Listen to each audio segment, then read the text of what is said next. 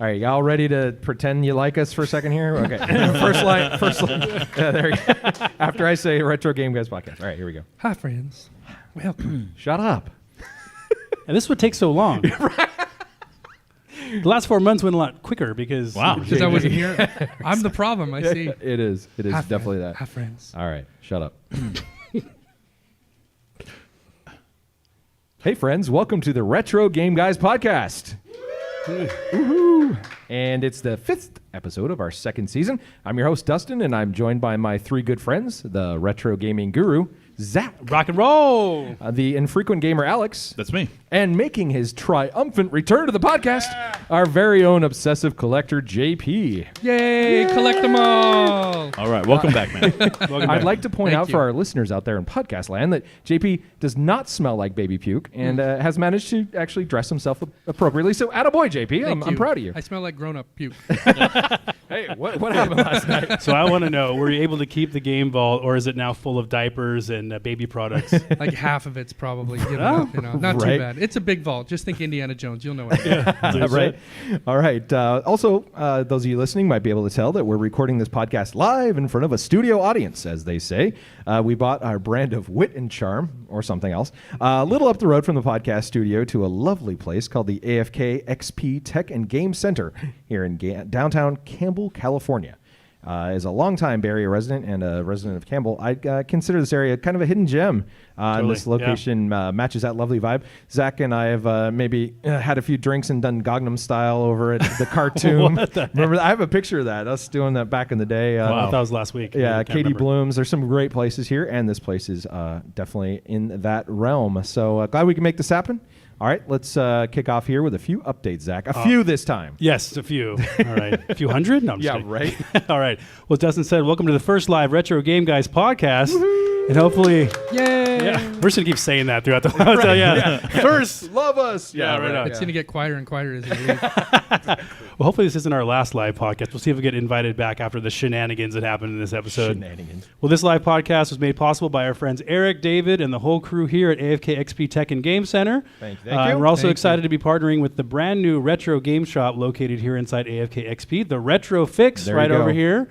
And that's run by our buddy Rudy, who's here today. Yeah, Rudy's over there. Yeah. Several of us have already made some purchases. Yes. I was joking before the podcast that this is the reason. Rudy's the reason why I wasn't able to make my mortgage last month. But, Right. Well, thank you guys for being so awesome to us and for hosting our podcast. How about another round of applause for these guys? AFK. All right. So if you're in the Bay Area, I'm seeing a theme that's We're gonna keep hitting that button. We're gonna keep hitting that button. Just keep pushing. Well, that it. one was louder than the last one, so this is getting better. Yeah, Right. better energy. All right. So if you're in the Bay Area, you must drop into this place. AFKxp has a gaming center where you can play PC games with your friends, and they host regular gaming events like a monthly game swap meet, Smash tournaments, and Pokemon trading nights. So really fun stuff. Yes. I'm into that. And while you're here, you can buy some stuff from Rudy. You can go downstairs and get some beer and play some arcade games at Level Up Arcade. So there's a ton to do here. It's really, absolutely. really fun. I already had a nice little mini corn dog snack. It was right. very excellent. So very cool place here. Yeah, I also wanted to mention how hard these guys are here working to keep the Bay Area retro gaming scene alive. So please support these businesses and keep them thriving. Here, here. All right. So moving on to some other updates from me. So in our last episode on Donkey Kong, you guys remember that episode, the one that was like 480 hours long? Yeah, that was a long episode. At least. It was It was a couple commuting back and forth before I could actually finish it. I was like, good Lord, guys. I was crying. That's edited down. Yeah, too. no, I know it is. I know you guys. I was crying editing that. I'm like, it's still going. It's so long. I thought it moved along okay. It was all right. No, it did. It was really good. Did you guys think it moved along okay? Hey! Oh, jeez. I was kidding. All I right. just like how Dustin kept making fun of me. Every podcast I listened to, Oh, he's yeah. like, oh, you're good. You got 15 kids. You coming back? Yeah. Probably fuming. All right. Well, anyway, in that Donkey Kong episode, I dropped some trivia, and I said that Cranky Kong, so the old man gorilla in the Donkey Kong Country game on the SNES, was actually the original Donkey Kong from the 1981 arcade game. So he just got older and more cranky. And then I wondered, well, if Cranky Kong is the original Donkey Kong, well, then who the hell is the modern Donkey Kong? Right. And you guys said, well, that's got to be Donkey Kong Jr., yeah. right? Just all grown up. And it made perfect sense. It's so simple. Right. Well, I went on the internet, and I think you guys are actually wrong. What? That would be the Yes. first time ever. I'm sure. That would not be a shocker. That'd be all right. So in Donkey Kong Country, Cranky Kong actually calls Donkey Kong his grandson. No. So that can't be Donkey Kong Jr. Right. Because that would be his son, right? Right. So is the modern Donkey Kong then Donkey Kong Jr.'s son? No. And then if so, like what happened to Donkey Kong Jr. then? So He's too busy Okay. doing math. I don't Right? Oh, there you go. Hey. There's a deep There's retro a gaming pull joke right there. on. Yeah. Well, I went on a fan site, and there is this whole rumor about Donkey Kong Jr. actually being dead. And so, That's a little yeah. morbid. Wow. Yeah. This does not sound like a Nintendo-based rumor. No. Like- People have a lot of time on their hands when they Right. put together fan sites. Well, reading from this one fan site, it says, quote, Donkey Kong Jr. likely fought in the Great Ape War. Oh my God. In order to keep his the Great Ape War, No. in order to keep his son, the new Donkey Kong, and family safe, his wife was either killed or went missing during the war. What? And it's thought that his disappearance in the games prior to Donkey Kong Country is linked to that battle. It's unknown if Donkey Kong Jr. survived the war or simply disappeared. This is like a deer hunter. This is. That's what this is like. I was gonna say this is like the same people who ship like Kirk and Spock. Like they Yeah. come up with just what? Yeah, What's going on? it sounds like BS. This is like sounds like monkey business. I want to see that movie. The first one. But no, seriously, Nintendo needs to tell us what the heck happened to Donkey Kong Jr. It's a Interesting. conspiracy. We need like a serial podcast all about this thing or something. Change.org petition, Alex? Yeah, I'll those get right usually on it. those usually do something. Right, totally. All right. Well, as for my other update, I'd like to bring in a very special guest Uh-oh. and a guy who our longtime listeners will recognize. To some, he's known as the Golden God. Yeah. To others, he's known as Don Van Dam, and to Alex, he's simply known as my hero. So, Don, why don't you come on down, pull up a chair here, All right. Check out and join us. Check out these locks. The golden. Legendary. Yeah, I feel that that's what you're jealous of. He has hair. he flipped his hair. I don't think I've ever hidden that at all. It's part of the gimmick. It's Yeah, Right, right. right. I mean, come on. Lean in there. All right. Excuse me, I lean in. Have you seen them? Have you seen them turn water into wine yet? That's a good boy. trick. I was Boy. actually walking on water outside too. Hey, all right. Scoot him in a little. I can feel some heat coming off this guy right now. Right? Is he? Yeah. Yeah. I do have I'm gonna have to Well- have to put my arm around him over here. It's fine. Like, It's hard not to. yeah, that was it. That was It's that's all the right. excuse, right? I know. I just need a reason to be close to someone. it's fine. So as we Who talk, isn't throwing up on you currently? No. that's true. That sounds like our weekends together. Right, So, well, all that's right. exactly it. All right. So as we talked about ad nauseum on this podcast, Don and I have a running rivalry. Would you say? Would we call it a rivalry? Yeah, some sort of epic proportion kind of rivalry. There you go. Yeah. Well, it's at Street Fighter 2, my favorite game of all time, and that rivalry came to a head in our 1-year anniversary podcast at the California Extreme Arcade Show back in July. Yeah. And it was there that I took down Don Van Dam in a best-of-3 match in front of many onlookers. You guys were there. There was a few witnesses. There was a few. It was Yeah. pretty disappointing. Yeah. Right? Yeah, Okay, I I gotta. bet. By the way, the stream is behind us, and I'm just like, oh, I just picked my nose on the stream. So I got It's a different game when you got TV. In there, Yeah, you know? Yeah. We're- Thanks. I'm sorry, listeners. We're out all there. about accuracy. This is actually what happens. Well, getting back to Street Fighter, so at California Extreme, simply put here, my Blanca drank the blood of your Guile and M. Bison. Would you say that was I would agree. accurate? I would agree. Yeah. I think if I had chosen Ken, but I didn't. So Hindsight. what mattered was that it was a full loss. Yes. Oh, thank you. Yeah. Well, after Don went home and became a family man, that's a Guile joke, by the way, he challenged me to a rematch, but this time on Super Street Fighter 2, and more specifically, the Super Street Fighter 2 machine that is downstairs at Level Up Arcade, the same one that you used to win the Super Street Fighter 2 tournaments the That's last couple correct. times, That's right? correct. Reigning champion. It's on record. So we could say this is your game and your machine, right? In your house. Yes, it's actually well maintained as well. Right. Yeah. There was a couple of glitches on That's some of the kind ones of we were key. playing. But this is well maintained here. Except the difficulty switch is a little high, I would Yeah, say. well, it's made at 8 quarters, so it's successful. Well, so last week, Don and I met here. We had to wear disguises because we didn't want to tip off the press, right? We grabbed some beer, and we got like $7 or $8 in quarters, and we got to work. We played over 30 games, and I would like Don here to share what he saw happen in the rematch. Go ahead, Okay. sir. Fill in everybody. Don't let me down. Oh no, I won't let you down. It's been hyped. I think you put it on Twitter and all that good stuff. Yeah, but he's been busy not caring. About I know. I social could media, tell. so he He's has just no phoning idea. it. He's I got didn't his want to Pepsi. jinx it. He's I didn't want relaxed. to jinx it. All right. He's a Pepsi man. That's right. Right. Yeah. So we like Zach said, we probably had $7, $8 in quarters, 9. I don't know where it was. Yep.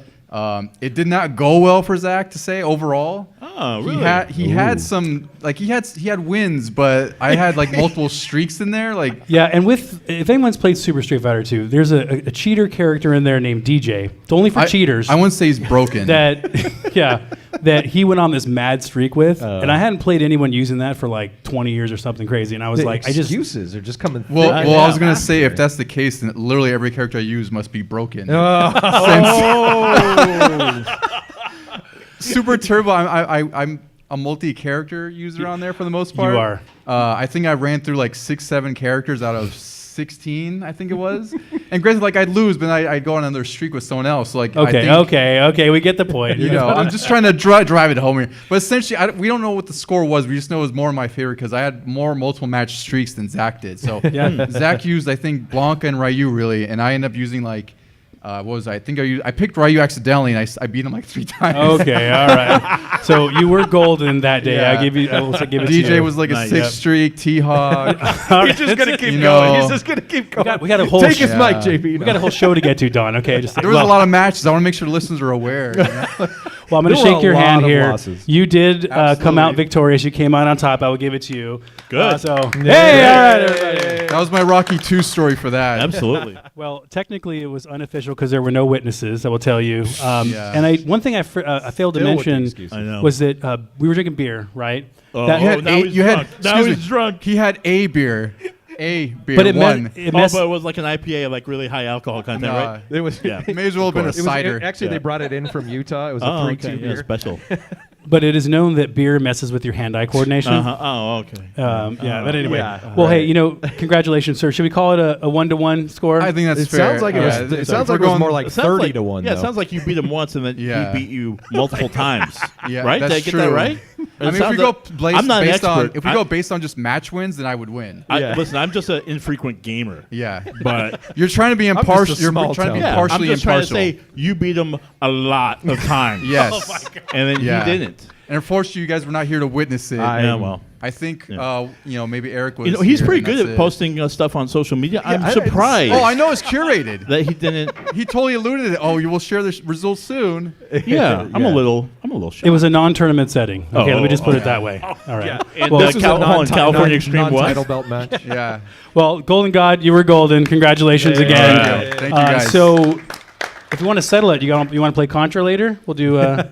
You have to allow me to prepare, but sure. I saw your scores on Twitter. I don't think I'm gonna. You know what? That's not gonna come Right. close today. You get the victory, my friend. Thanks for All stopping right. by. I All appreciate right. it. All right. Thank you, God. Thank you.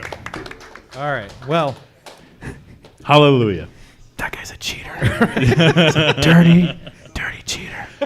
Good job, Don. sore loser. All right. All right. And those are my updates. Hey, all right. Well, thank you, Zach, for trying to keep it shorter than last month, at least. 12 hours shorter. Yeah, right. There's a few updates from me here on my state and the state of our podcast. Pass. I've spent.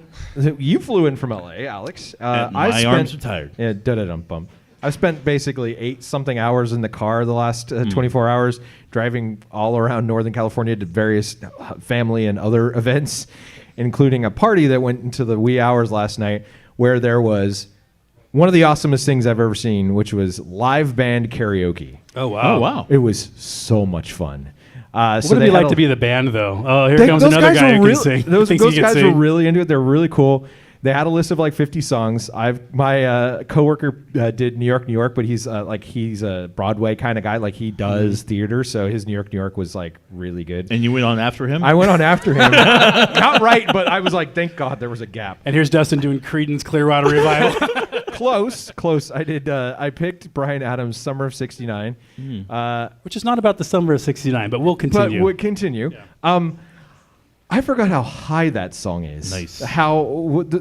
I'm getting a couple. I'm like, oh my gosh, I'm gonna have to try to be up here the whole time. So my throat might be a little ragged today from Sound that pretty good. and yelling. Yeah, not too bad, but just you wanna- shouldn't pick Queen or something like that. You'd I be- almost picked "Kiss" by Prince, Mhm. but that the whole time. You don't have to be beautiful. The whole time I was like, oh, never mind, I'm not doing that.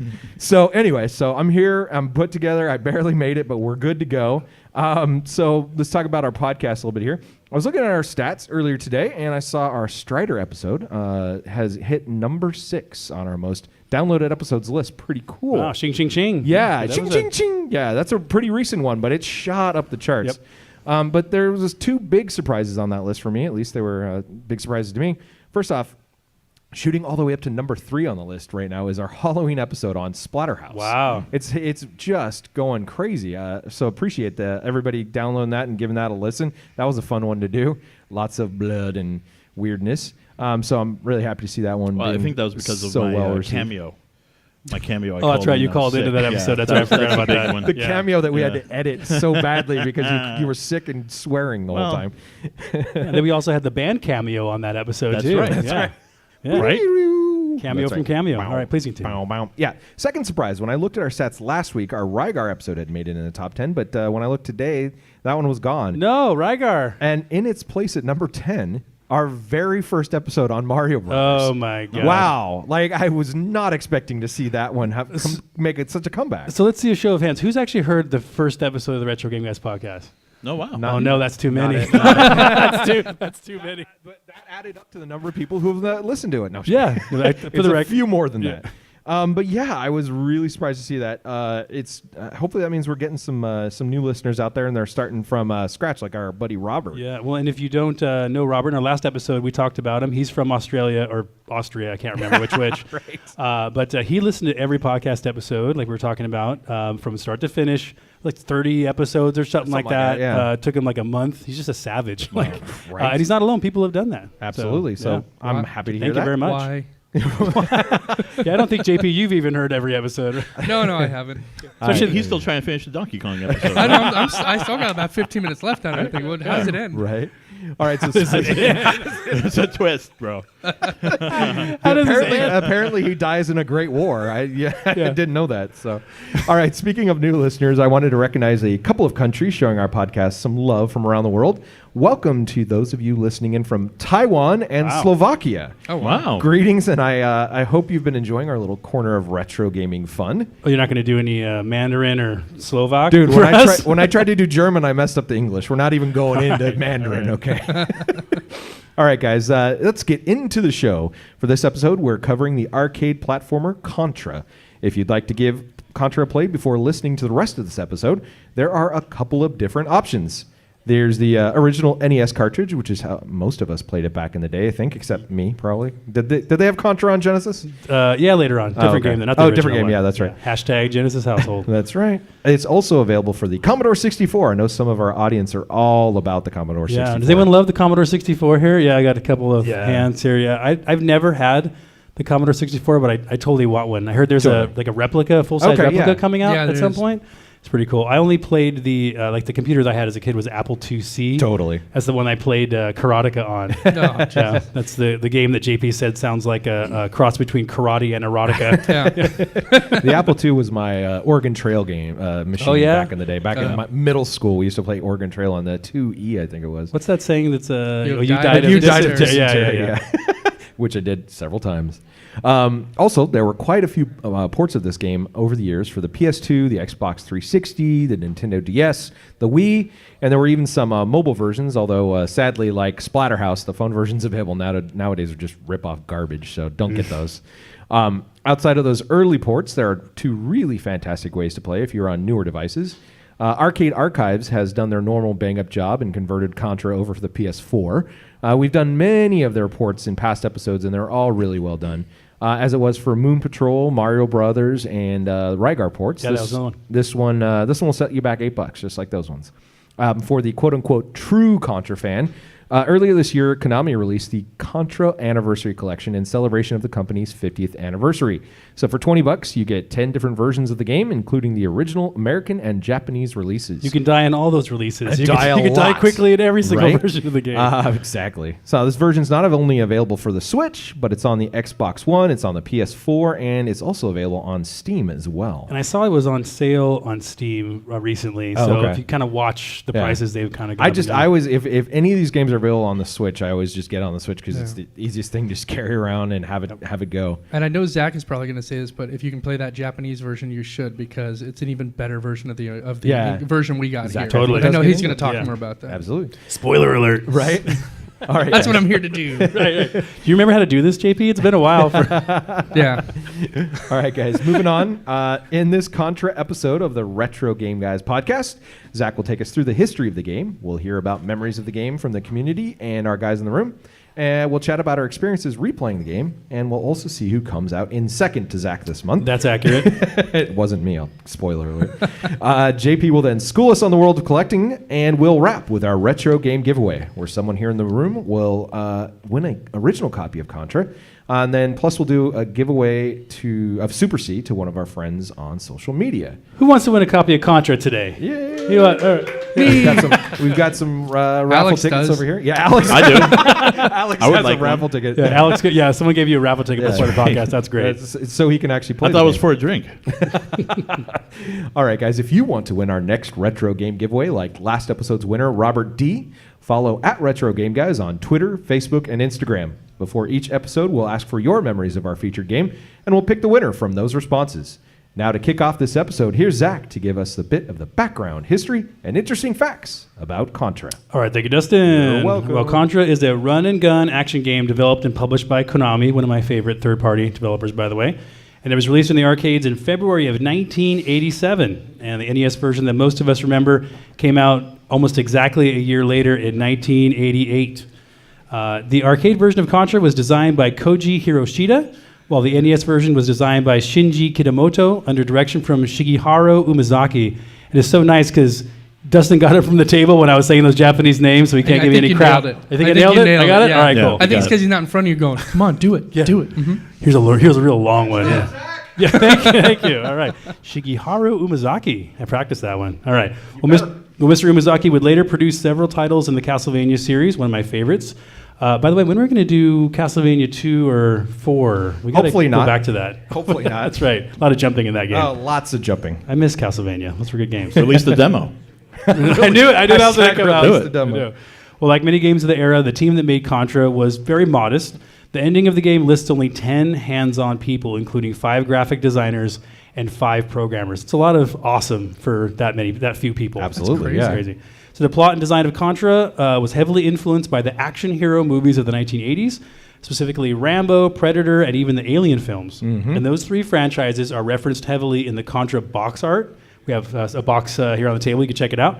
So the drawings of the 2 Contra heroes are blatant rip-offs of Arnold Schwarzenegger in Predator and Sly Stallone in Rambo. And between the 2 characters, there's this oddly orange-looking H.R. Geiger-inspired alien. Like, what's going on there? And somehow they got away with that box. I don't know how that happened. So while we know this game is Contra here in the States, the game goes by many different names elsewhere. There's Contora in Japan, Probotector in Europe, and Grisor, which was used in some home computer releases. The Japan arcade instruction card says that the name Contra is, quote, a title awarded to a superior soldier possessing almost superhuman drive and ability while excelling in guerrilla tactics. Sounds pretty tough. Yeah. I like almost superhuman. He's almost. Yeah. Not quite. Until you get hit once. Right. That's totally right. They get that meow. Yeah. Well, oddly enough, just 2 months before the initial release of the game, the Iran-Contra affair came to light, which was a scandal where the Reagan administration in America was secretly funding the activities of a Nicaraguan resistance fighter group called the Contras. This revelation led to a ton of congressional hearings on TV, and the word Contra was used extensively. Right. Entered the American lexicon, I think, at that point. Yeah. So there was some debate as to whether the game Contra was purposely named after the resistance group, with Konami never publicly admitting it. Lending a bit of credence to the idea is the fact that the end theme in the game is called Sandinista, which just so happens to be the name of the opponents of the real-life Contras. So coincidence? Maybe. Maybe not. Maybe not. So whatever the case, by the time of the sequel, Konami appeared to want to distance themselves a bit from the Iran-Contra affair and its implications. February 1990, Super Contra was renamed by Konami for the American market as Super C. Yeah. They even tried to spin the name by insisting on the box that the C stood for Commando. It says like second line, like, you guys are super commandos. Like, I don't think so. I think Super C is a terrible name for a game, by the way. Don't you guys think? Yeah, it's awful. It's like it's like, oh man, you feeling sick? You should take some. Right, it's like a Super vitamin. C. Right, take your Super C. Right. Well, according to the NES manual, the story of Contra goes like this. You guys ready? Oh boy. Only the strong survive. So in 1957, a large object, very specific by the way, 1957, right. A large object from outer space crashed into Earth's Amazon basin near the lost ruins of the Mayan civilization. Now, scientists worldwide heralded the incident as a trivial cosmic occurrence. They heralded it as trivial.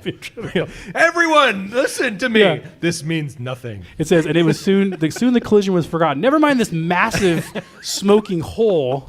Like it's nothing happening here. Right. It's very trivial collision. Right. Do you hear me heralding this? I'm heralding this like crazy. Please. Now, 30 years later, rumors of an evil force have swept into the Pentagon's front office, like the lobby or something, I guess. I don't know. And tales from frightened villagers of a hideous being with an army of alien henchmen are sending chills down the spines of top military brass.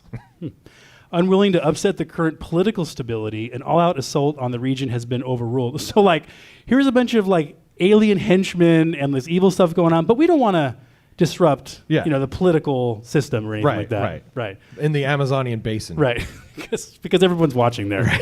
Right. Well, instead, they sent 2 of America's most cunning, courageous, and ruthless soldiers from the Special Forces Elite Commando Squad, or the SFECS. The SFX. The SFX. And they've been selected to seek out and destroy those alien intruders. Good luck. The manual goes on to say, congratulations, pal, you're one of the chosen. But before you take pride in being the best, be warned, you're about to come face to face against Red Falcon, the cruelest life form in the galaxy. He arrived on Earth 30 years ago. That's 6 months an alien's lifespan. Like, what? They're like anti-dogs? Like, what I don't know. So they're trying to establish a foothold from which they will attempt to conquer our world and then use it as a stepping stone towards their ultimate fiendish goal. What do you guys think it is? A cheese sandwich. Right. A Dairy Queen franchise. Someone bring me a cheese sandwich. Domination of the universe. So okay. Yeah. This is the manual reading on here. Needless to say, playing hero won't be easy, but you have no choice. You must be a hero. Because if you fail, life as we know it will cease to exist, and the vile Red Falcon will rule forever. If you succeed, well, it doesn't matter, because I doubt you will. Wow. That's what it says in the manual. That's nice. So this is actually... What a pep talk. Yeah, right? Well, I will say that at least this is better written than the freaking Castlevania manual. That was for sure. Yeah, horrible. But what a lucky assignment for these 2 super soldiers, right? Yeah. Like, listen, this could be the end of the world as we know it. So instead of sending like the whole U.S. Army and stuff, we're only going to send you 2. And that's it. And just kind of wave as we drop you out of the helicopter. See ya. What are you guys going to do? Good luck, guys. I can see them flying off the helicopter. And if you succeed, it doesn't matter because you won't. Exactly. Thanks, guys. Yeah. All right. Well, thanks for the vote of confidence there. Right. So in the game, you play as either Bill Reiser in a 1-player game or Lance Bean as a second player. That guy was in 98 Degrees, wasn't he? Lance Bean. Yeah. He's very athletic, so it makes perfect sense, right? All right, you set out to penetrate the enemy base and destroy the Red Falcon's entire operation. 2 guys, man, against the whole alien force. Right. Good job. Now, the controls for Contra are easy to learn. Use the control pad to run left and right on the side-scrolling stages anyway. And your button A jumps and your button B fires a weapon. Well, yeah. Did you, speaking of the jumping, did any of you guys, the rest of you guys notice how we knew jumping. The beautiful somersaulting that the character was doing. Well, I was aware that you could jump, period. I don't know if you were. Right? Well, yes, I heard when about I this did one learn it, last I one, did yeah. I didn't know how to jump on this one, not like the last one. But his somersaulting really reminded me of the old Impossible Mission. It's very tight. Good. It's a very tight roll. Very tight roll. Very tight roll. Not quite as good as the Impossible Mission, but I'll give it a pass. Moving on. One of the most memorable aspects of Contra is the character's ability to fire in 8 directions, so you can just go nuts and blow up stuff all around you.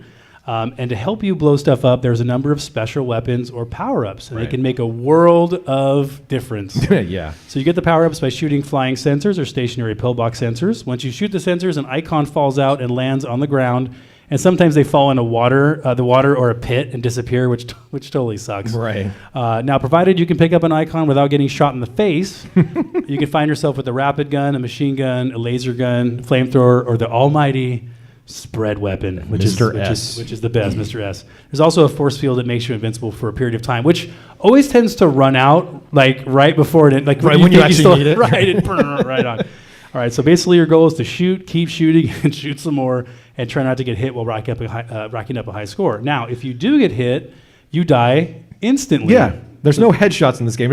You said, try not to get shot in the face. It doesn't matter. You can get shot in the knee. You can get shot in the step on a toe. bullet. Yeah, you can nothing. Look at a bullet cross-eyed. Why are they wearing armor? Like, why? It's like they're this special commando squad or whatever. And they can't even take a bullet. They have pants. They don't have shirts on. Oh, they don't. That's right. Yeah. Right. Even their pants. Of course, JP would notice that part. It's the details. Listen, you're going into See, this. they have shirts in the opening screen. What happened to the shirts? Pool party? They tore them off right before they started. Like, oh, you're right. Hulk Hogan Got Hulk style. out. Yeah. Right? So yeah, by the way, there's only 3 lives in the game too. So not only do you die at 1 hit, but you only have 3 lives unless you Right. put in a well-known code that we'll talk about later. Absolutely. Now, Contra is notorious for its difficulty. In 2007, IGN put up a top 10 list of toughest games to beat. Battletoads was on that list, number 8. I'm sure you guys all remember playing That was Battletoads. Number 8? I know, right? What was 1 through 7? No oh kidding. my god. Yeah. So they said, well, their number 3 was Shinobi for the PS2, which I've never played. No, I don't think I But have. it sounds hard. Number 2, it must be hard. So I won't Harder get it. than Battletoads, Right, apparently. forget that.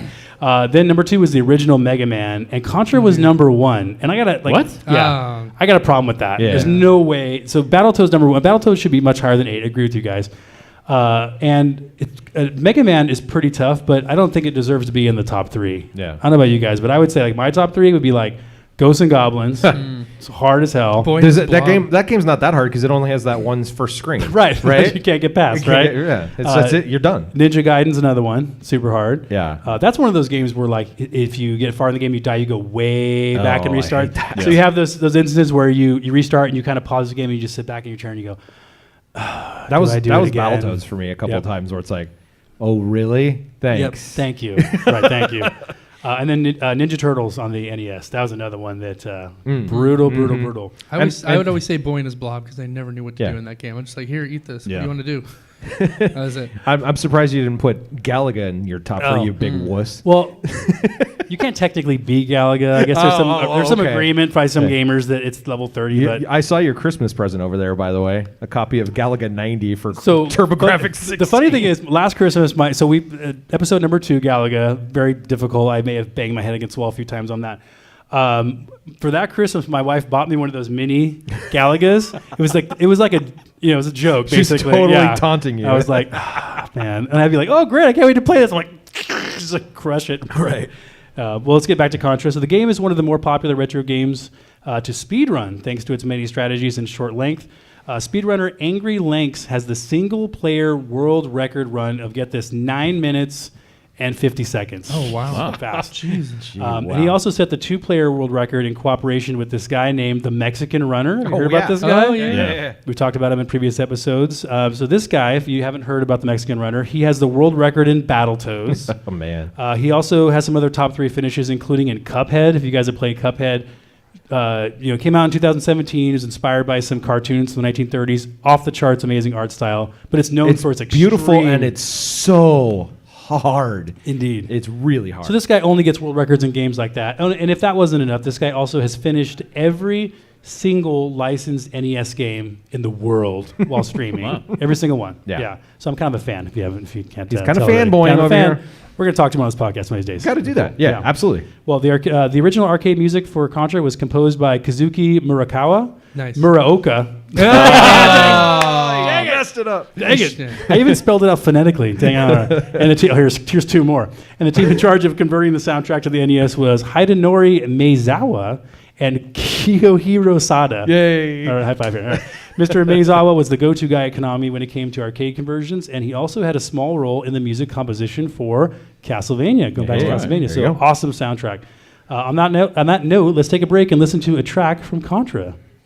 So should we play a track from Yeah. Contra? I guess, All right? let's Yeah. play a track from Contra. We usually have this You're not kind of editing set any up of this, a little right? bit better, but No. yeah. Yeah. This isn't Come on, edited. JP. You should have this up and ready. What are you doing right now? You're just over there holding your pen. I don't have a pen. You're not. You're pulling on your finger then. There's somewhere down there. He's like, how much longer can I stay away from the baby? How much longer can I use this as an excuse? Oh, I'm already owing so much for this. You haven't yawned very much though. I'm really No, impressed. I'm getting a pretty good amount of sleep. Yeah. I hate Yeah. you right now. I hate you too. I've got a 5-year-old I don't get enough sleep because of. There you go. There you go. Oh, it's perfect timing too. Oh yeah. That was like perfect timing. Here we go. Here's the. Yeah. Almost exact. That's Oh, almost wow. on time. That's pretty dang good. I like that. It's good stuff. Just kind of sets the tone. It's a good ringtone for your phone if you want it. Yeah. Hold on. Ringtone? You Don't, why aren't you answering your phone? Hold on, the good part's coming up. Why didn't you answer your phone? Because it's 2019. Text me. This guy calls me. And I'm like, I'll text him back. What do you want? No, speak with your words. It's like, you know who else calls me? My mother. That's it. Yeah. Well, you answer both calls, so. Well, they're I both do. worried about you, so answer the phone. That's right. Yeah. It's a long track. Right. Yeah. There you go. All right. That's Contra. That's jazzy.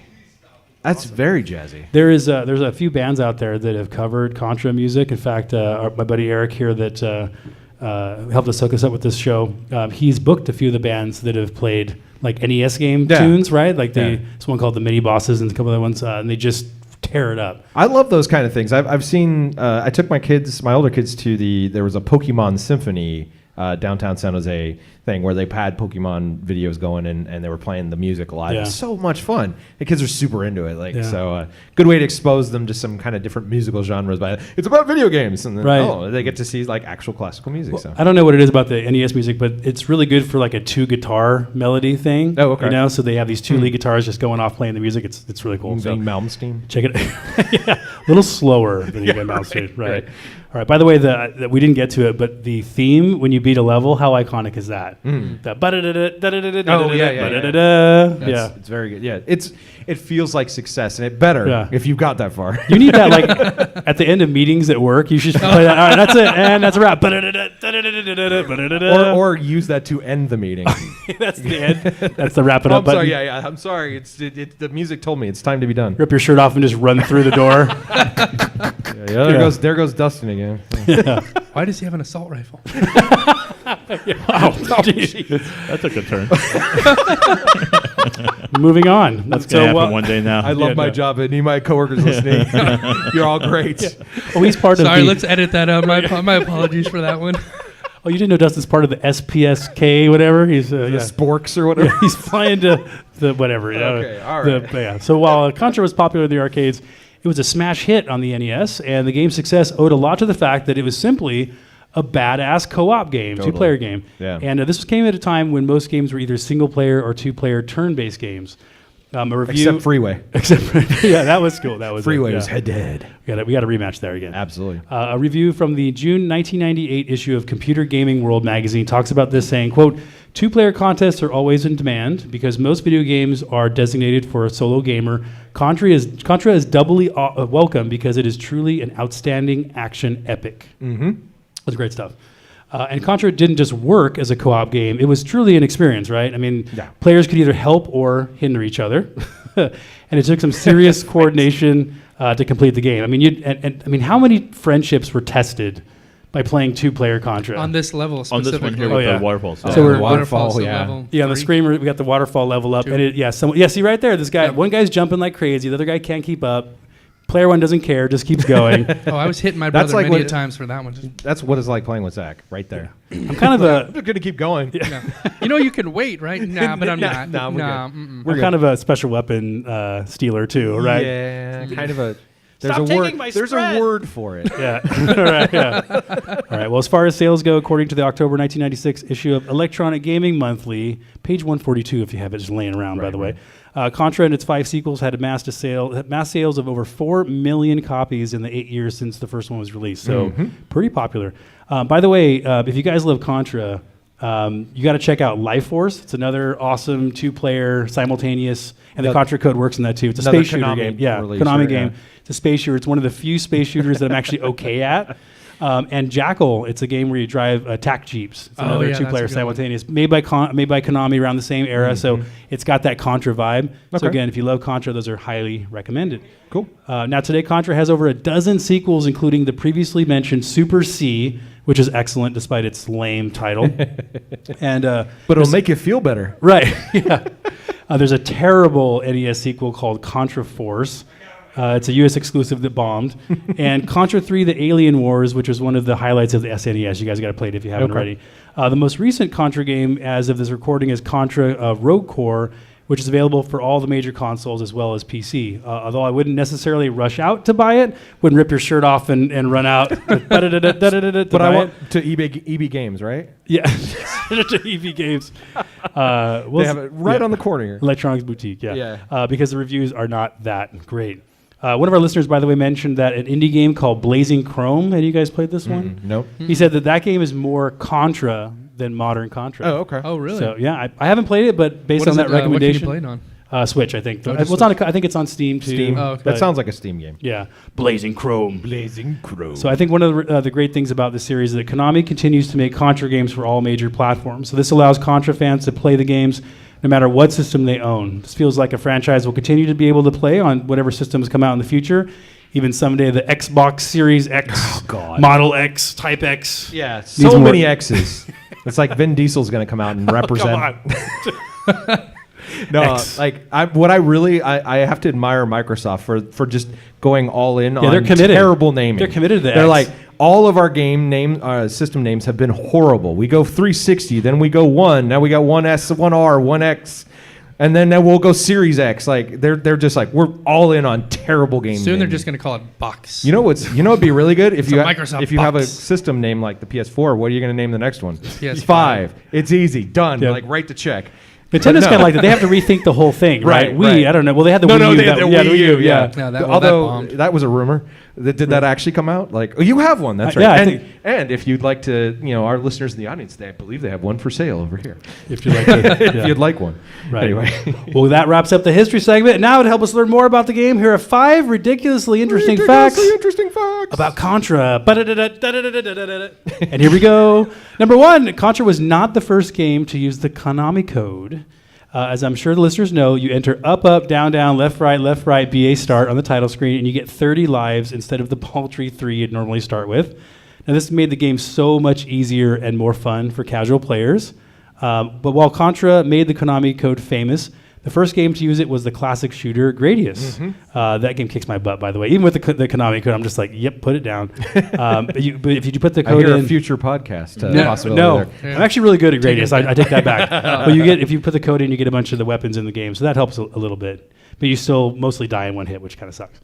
Right. So number 2, a version of Contra. Hey, What? You forgot the whole part. Oh, what about part? other things. What other things? Oh, that's right. There's more to the Contra code. There is more to the Tell us more, Zach. I would love to tell you more. And by the way, people do call it either the Contra code or the Konami code. Yeah. It's kind of interchangeable. Absolutely. But yeah, you're right. You can enter the Konami code in other places. Yeah. I don't know if you've ever done this, but there's certain websites that make weird stuff happen if you enter the code Yeah. in here. I heard that, I don't know if this still works, but if you go to Reddit and you enter the code, a small throwing star made of bacon will fly across the screen.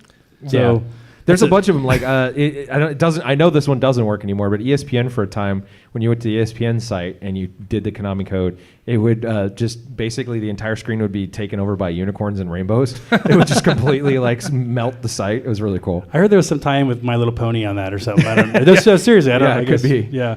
And I heard Dig also, if you put it in, will play a video for Rick Astley's Never Gonna Give You Up. So you get Rick Dude, rolled. I just got Rick rolled again the other day on Reddit from something it's still going. And What? it's still funny. I don't It's know. the one guy. Like we always make that joke. The one guy who's out in the forest somewhere that doesn't know those things. There's the a memes Peyton have moved Manning on. face that people will get you with on Reddit, and there's that one. Yeah. Well, I wonder if it works on the Konami website. That's something we got to go test. How did we forget to go check that? I don't know. We did. All right, we're doing it. We'll do it, and we'll get the results, and we'll social it out. We'll later. social that out, right. Number 2, a version of Contra has a very dark ending. So on the Amstrad CPC, which is a popular console in Europe, by the way, when you beat the game, you get a message that reads, "Congratulations, you have saved the Earth from the evil alien threat. Unfortunately, destroying the heart activates a self-destruct mechanism which blows up the whole planet. How sad." When you win the game, you're like, "Yep, you lose. won," and you blew up the Earth. Yeah. The how sad part's actually in the game, So too, by the way. it didn't really matter. No. Wow. That guy was right in the That very kid was beginning. never right. It doesn't matter. You're not gonna No, it live. doesn't matter because there's self-destruct. Right. You didn't hear that part because you were leaving. Yeah. Yeah. I wonder if they're like disgruntled programmers or something. You know what I mean? Here's your dumb game. It blows up and dies anyway. No sequel. I don't want to make another one. I have a long-running joke that in my family, it's like if you haven't seen a movie, it's like you just say, "Well, everyone dies in the end." Yeah. Like this is the personification of that. Anyway, I had someone spoil Frozen 2 from yesterday. I was really sad. I was so sad. Number 3. Sorry, I didn't want to go too off Did track. Elsa die in the end of that one? My wife had I don't that know. spoiled while she was in the bathroom at the movie theater. We saw a different movie and is spoiled for that. Sorry, I'm That's going off terrible. track, but yeah, she wasn't happy. I've had I think it was Frozen 1 or something like that. There was a kid in front of me who was telling another kid about what's coming next. Oh, it's my favorite part. This is what's going to happen. And I was like, oh my geez. God. There's only one movie I ever spoiled for people, the third Matrix.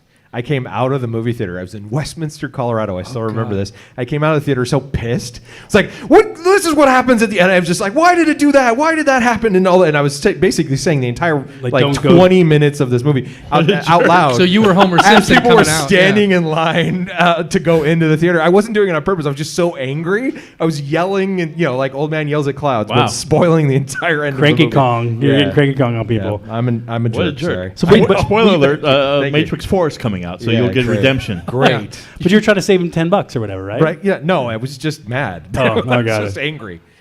Just come out crying. It's so terrible. so terrible.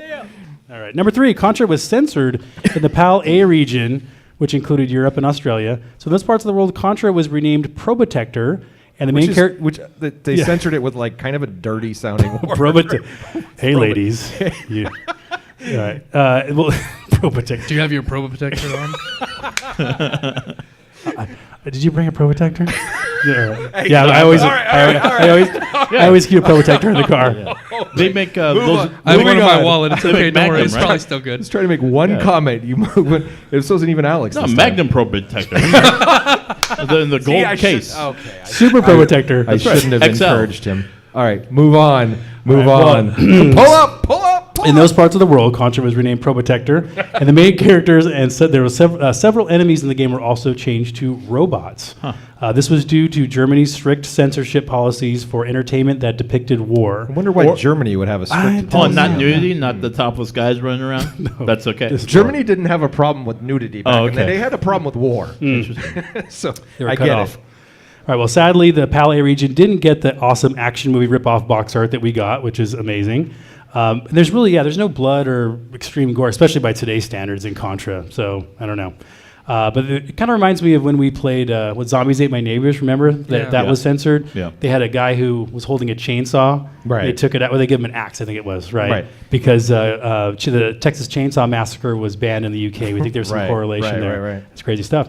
Number 4, I'll go out on a limb and say that the U.S. version of Contra was better than that Probotector game, but it's the Japanese Famicom version of Contra that's the true winner. JP, you talked about this earlier. I spoiled it. You spoiled it? You spoiled an I interesting spoil fact. everything. Spoiler alert. Why did we invite him back? I don't know. He's here? I haven't heard him. I add value. Don't Don't laugh at me. Add value. So much more value on. It's all like. Without you, we just didn't have the proper synergy. That's right. The value is just flowing off the table right now. Just so much value. All right. Well, Spew value. Hey, I'm totally using that at Probotector on. work. put your Probotector on. Is that what you said? Nice. Yeah. Can that be our subtitle? I spew value. Can that be episode 5 Contra? I spew value. All right, There moving you on. Well, that Japanese Famicom version is really cool. It's got a cinematic story to open the game. There's additional animations like the trees sway back and forth on that jungle level. There's cutscenes in between levels. There's a map and added difficulty. Oh, because it needed that. Right. Now, this is all possible because the Famicom cartridge had an extra chip in it that the NES cartridge didn't have. Did it then weigh more? It might have weighed a little bit more. See, we should check that. Which is check funny that. because it would have the room. The NES carts are so much Right. bigger than the Japanese carts. So why couldn't you have right. room for the chip? Yeah. Money, money. Money, right. Oh, yeah, But it is true. cool if you can get your hands on it. And it's actually easy to play because it was included in the Contra Anniversary Collection on the Switch. Okay. So you can definitely play it. And number 5, you can run through the jungle. By the way, run through the jungle. Yeah, I was gonna say, Credence. was that the one you I sang should have last done night? that. I should have. Yeah.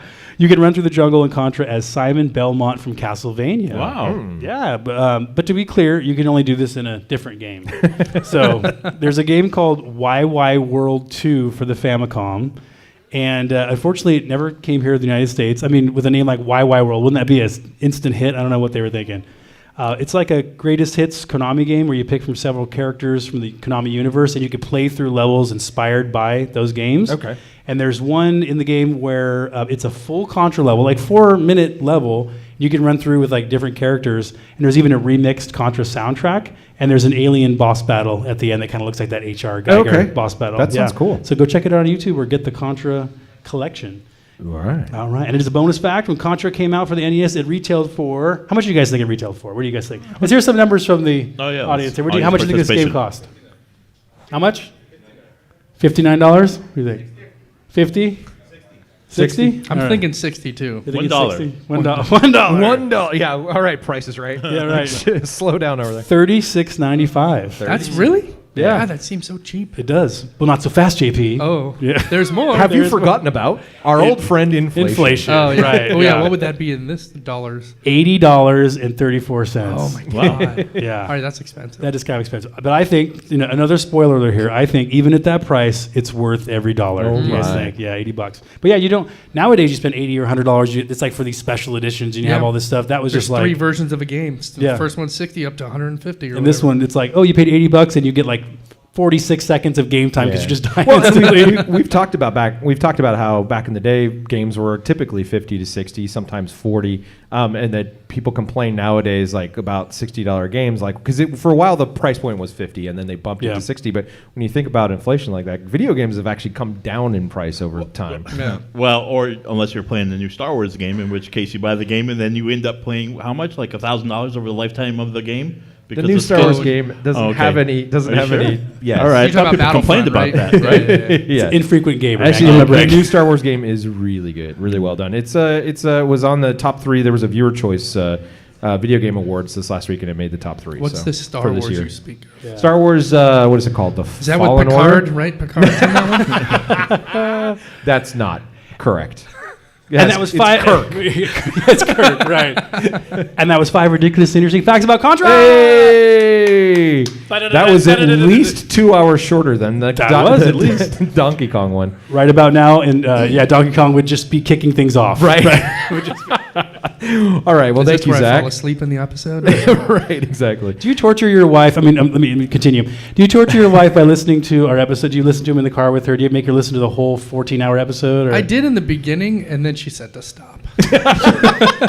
Oh, I never even tried with my wife. How did she break it to you? I love your podcast, JP, but I want to rip out your face every time I get in the car. Well, yeah, it's his fault that she was pregnant, so she probably says that all the time. She hears me all the time. She doesn't want to hear me anymore. She's like, just change the channel. It is his fault that she got pregnant. He didn't bring his Pro Protector. Wow. All right. Enough of that. Let's move on and talk about memories of playing Contra back in the day. We collected feedback on Twitter, Facebook, and Instagram by asking people to finish this sentence. My fondest memory of playing Contra is... from Twitter, we got at RoRoPoco, who said, getting the game for Christmas and getting up early in the morning before the parents and my brother to play it on the big TV in the living room every day. That's very cool. I remember the competition for the big TV. You know? Well, or some of us only had one, right? Like so same thing. Like who's going to get to play and who gets the controller one? Like that's how you get up. Why you want to get up early to get player one. Our buddy Bear, or at the Retro Bear Den, said, my fondest memory of playing Contra is playing it for the first time with my childhood friend John. We played it while listening to the Bill and Ted's Excellent Adventure soundtrack on cassette. That's cool. A really awesome combination. Yeah, that's very cool. Now, cassette kids... No, I'm just kidding. Right. That's what, like the mini disc. Oh, wait, that doesn't help. And they're making a new Bill and Ted's movie, right? Oh, yeah, Yes, they are. Yeah. That I don't know. Keanu Reeves is a very talented man. Why is he continuing to have to dip back I hear into I hear another spoiler alert. Watch out, people in line. This guy's gonna ruin the whole did movie you know for it's a weird Keanu Reeves sort of trivia? Like as of right now, both John Wick 4 and Matrix they're 4 coming out the are same supposed to time. come out on the same day. I don't know why. I don't What? know why. It seems like a poor choice. No. Are they doing a double-header Keanu night or something Yeah, for right, his fans? exactly. All right, moving on. At Jeff Skogstad. Oh, man, I guess like Swedish names is my downfall, like Japanese names for you. Skogstad? Sorry, man. I didn't mean to butcher your name, but Jeff likes to listen to different music while playing Contra. He says, my fondest memory of playing Contra is getting a call from my friend Dan on a Saturday morning that he got this new NES game. For the weekend, we had an appetite for Contra fueled by pizza, chips, soda, and Guns N' Roses. Yeah. There you go. Nice. I have a lot of gaming to like Metallica. Yeah. I didn't do Guns N' Roses much, but like This is the perfect game for like metal or something. I don't know if it's intentional, but did he use the word appetite intentionally against Guns N' Roses, right? I hope he did. Yeah, appetite. He has an appetite for destruction with Contra. Welcome to the jungle. How perfect is that for this game? Come on, you're gonna die. It's like the perfect thing. Yeah, And it won't matter. If you're terrible, you could be a sweet child. It doesn't matter. It doesn't matter. Oh boy, I think this might top my list of best handles we've read out on the air on the podcast. On the air, there you go again. There is me, the old radio guy. Old radio guy. At Anarchy Chaos 666. Red Falcon, is that you? Yeah, chaos with a K too. You know that's how hard it is. He said, or he could be a she. Said my Anarchy Chaos 666 said my fondest memory of playing Contra is playing the original Contra for NES with my dad as a kid. One of my best childhood memories. I would love to have a copy of the original again because of that memory. Aww. Yeah, his dad was at like Papa Chaos 666. Right. I like how that was a very mysterious handle, and then the message was super sweet. Yeah, Yeah, see? like, I played this Nice. guy, he's played this guy, and then he died. Yeah, it's got to have something like that. But no, it's very nice. Is it a Disney movie? Right. He would have died before he played Contra. From Facebook, Dustin T, not me, because Not you. I don't use Facebook, and my last name is not T. Is it TEA also? Dustin T. Anyway, sorry. Stupid joke. Cut that, please. Leave it in. My fondest memory would have to be the fact that it was the first game that I beat by myself. Oh, geez. Definitely not me. There are easier games out there, Dustin T. You didn't have to start there. He did Space Invaders. I give up. Contra, I'll go all the way through. My friends and I would play it co-op using the Konami code, of course, but it was always one of those games you could pop in for a quick game completion. What? I'm reading this in disbelief.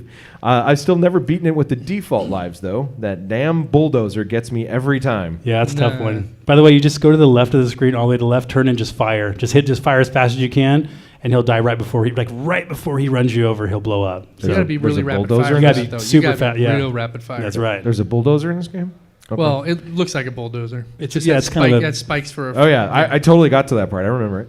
I call it the murder machine. Jason L says, one, but two. spending the weekends at my best friend's trailer when I was a kid. We always played Contra as a team, but we had our regular agreements, I think he meant arguments, especially during the waterfall stage of, you jumped too early. Yep. No, you did. But we always finished the game on the same page. Aw, synergy. Did they do that Predator like handshake where they kind of go, and then they arm wrestle afterwards? That's right. That would be That's perfect. Our buddy Keith S. Keith Sweat? Yay! He's back. Keith Sweat is back. Playing them with my friend David as a kid. I never owned too many games back then, and he had them both. Spent a weekend figuring out how to beat both. A weekend. Who are these people?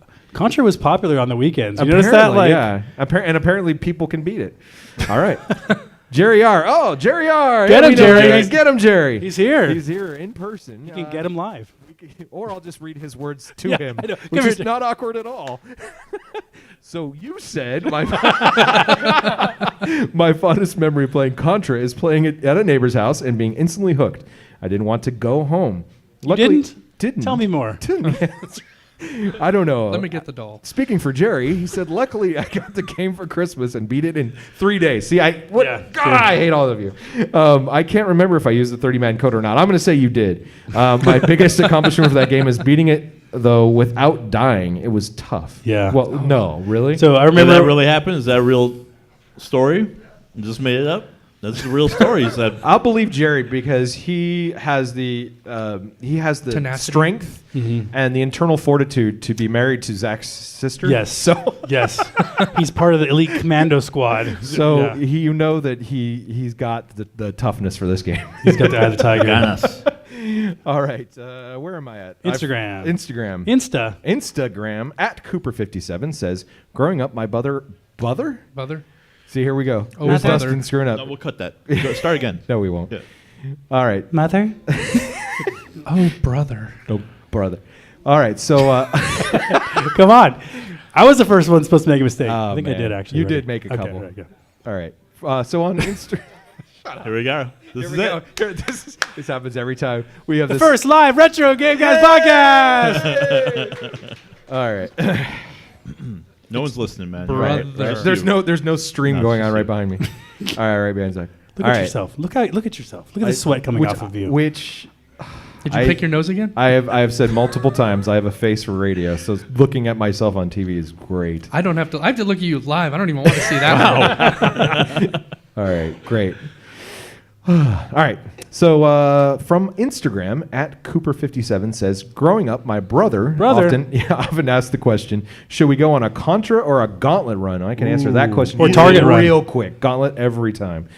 We probably spend an even amount on both amount of time. We finished Gauntlet, but never Contra. I miss those days greatly. Would love to be able to sit down with him again and go on a Contra run. Have a great live recording, guys. I can't wait to listen to it. Wait, we got some really touching stories. The guy that said, have a great recording, guys. That's the one you screwed up on. Sorry, I screwed up your quote, dude. I screwed up your quote. I don't know how to read. I know. Sounds like there's some sadness in that post, right? Like I really wish that we could go back There's and a couple of these that when you go back and edit, can you add like a little piano track behind them? Yeah. Like ding, ding, ding. The Shoot the Moon music. Or the end of the Hulk, that when he's walking away. That's right. Exactly. That's exactly what I was thinking. All right. Okay. Great. Sorry, I'm just looking at something on the we script. broke Dustin. Yeah. we totally broke up. We'll start over. Hi, friends. Yeah, can we start from the... Hey, friends, welcome to the Retro Game Guys podcast. Oh, Jesus. No. All right. All right, guys. Thank you, everyone, for sharing your memories of Contra. Now on to memories from the 4 Retro Game Guys. Well, let's make it 3 because I've never played this game before. You wait, hold on. You've never played Contra before? What? No. I mean, I know of it. Wow. You never played like at a friend's house? There's never some... Maybe Sega household. Let's put it this way. Maybe. I might have played it, but I No, don't... you would remember playing Contra. Yeah, I don't think I did. I don't... Like I said, the one person I know who had an NES had like Duck Hunt, Mario Brothers, and like 2 other games. So like we didn't... Even when I played the NES, it wasn't You very converted them, didn't you? Yeah, Genesis I moved. household. No, we moved away from him.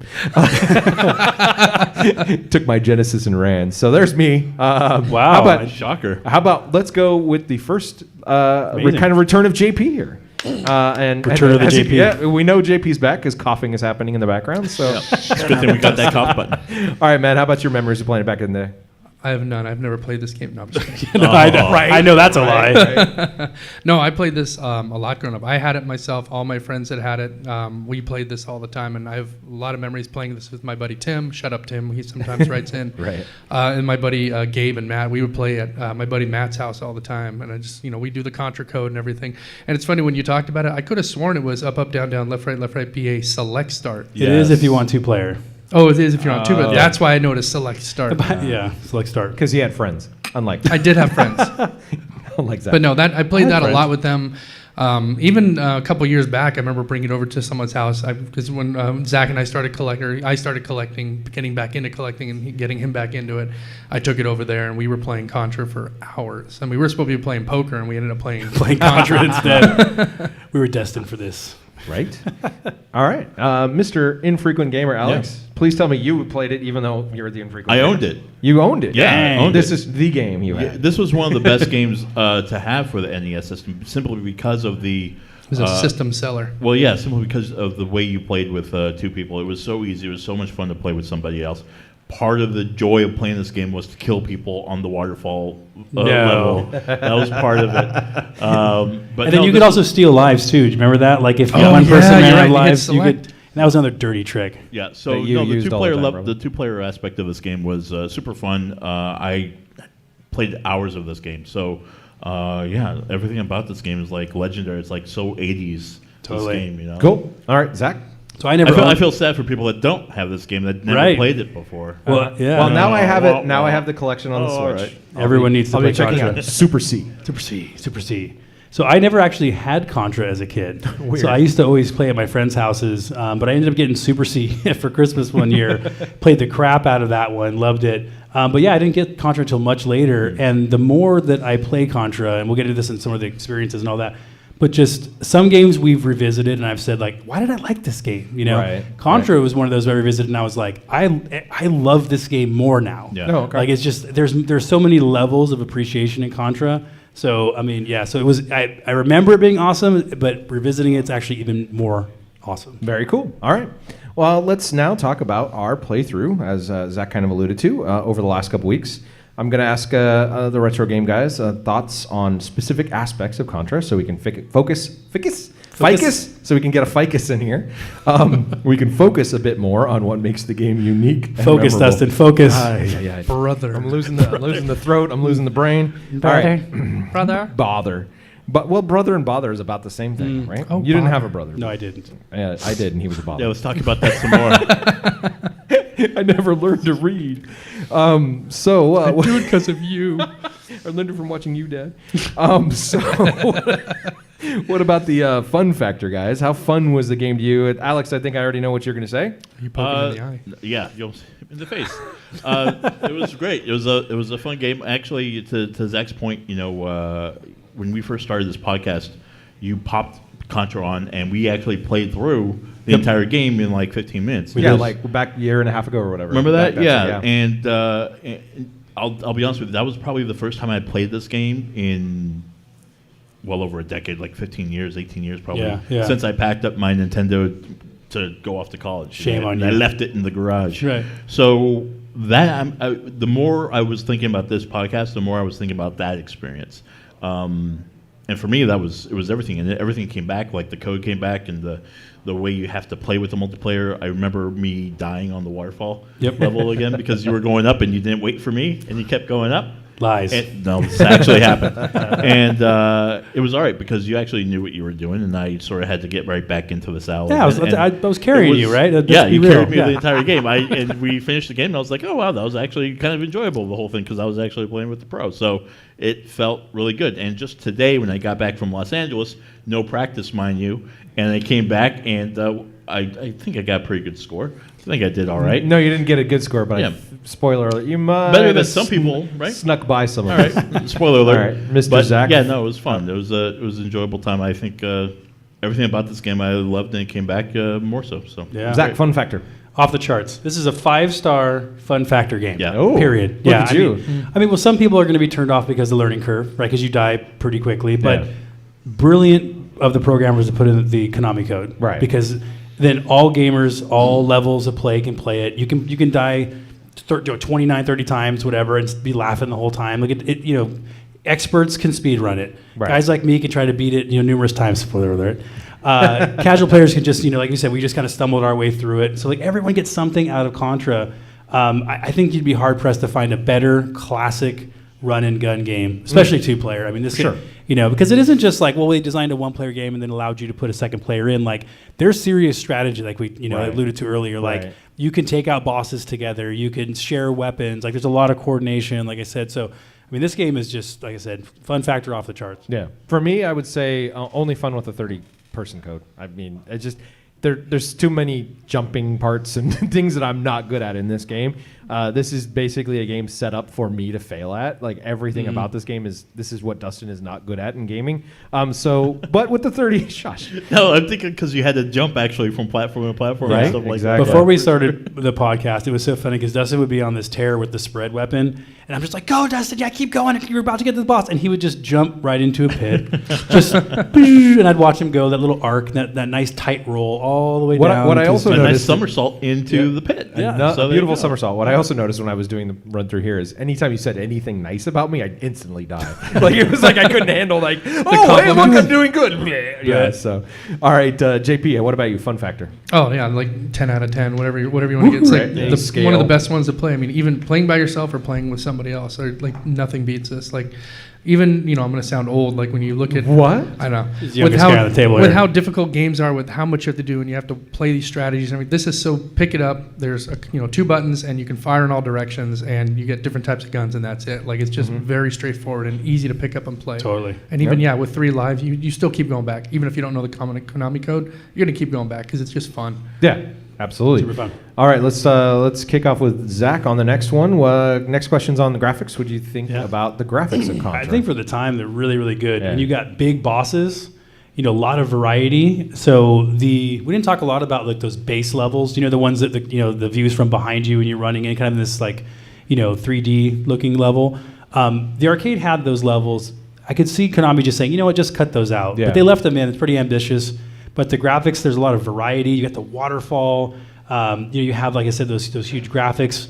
You have there's vehicles in the game. There's a large robot. You and I talked about this, JP, earlier. There's like this. You call it the football guy, Yeah, right? because that's what it looks like. It looks like a football player. Jumping around, this large like sprite. This guy jumping through the screen. So I mean, and you have to remember, this is what 1988. This is still early in the NES life cycle. This isn't 1994, like at the tail end. So I think very, very good graphics for the time. Yeah, I would say just a slight counterpoint that I think in a few places it's a bit over ambitious. Your character kind of blinks out of existence a few times. Oh well, yeah, yeah, because they're pushing so much it going so on, hard. right. So, but it's not terrible. There's I'm not knocking the like, the graphics on Contra in any way. Just to say, I think they were really pushing hard. So there's a couple of places where you kind of lose your character and things like that. But I will definitely I'll commend them for, especially as somebody who's difficulty with jumping.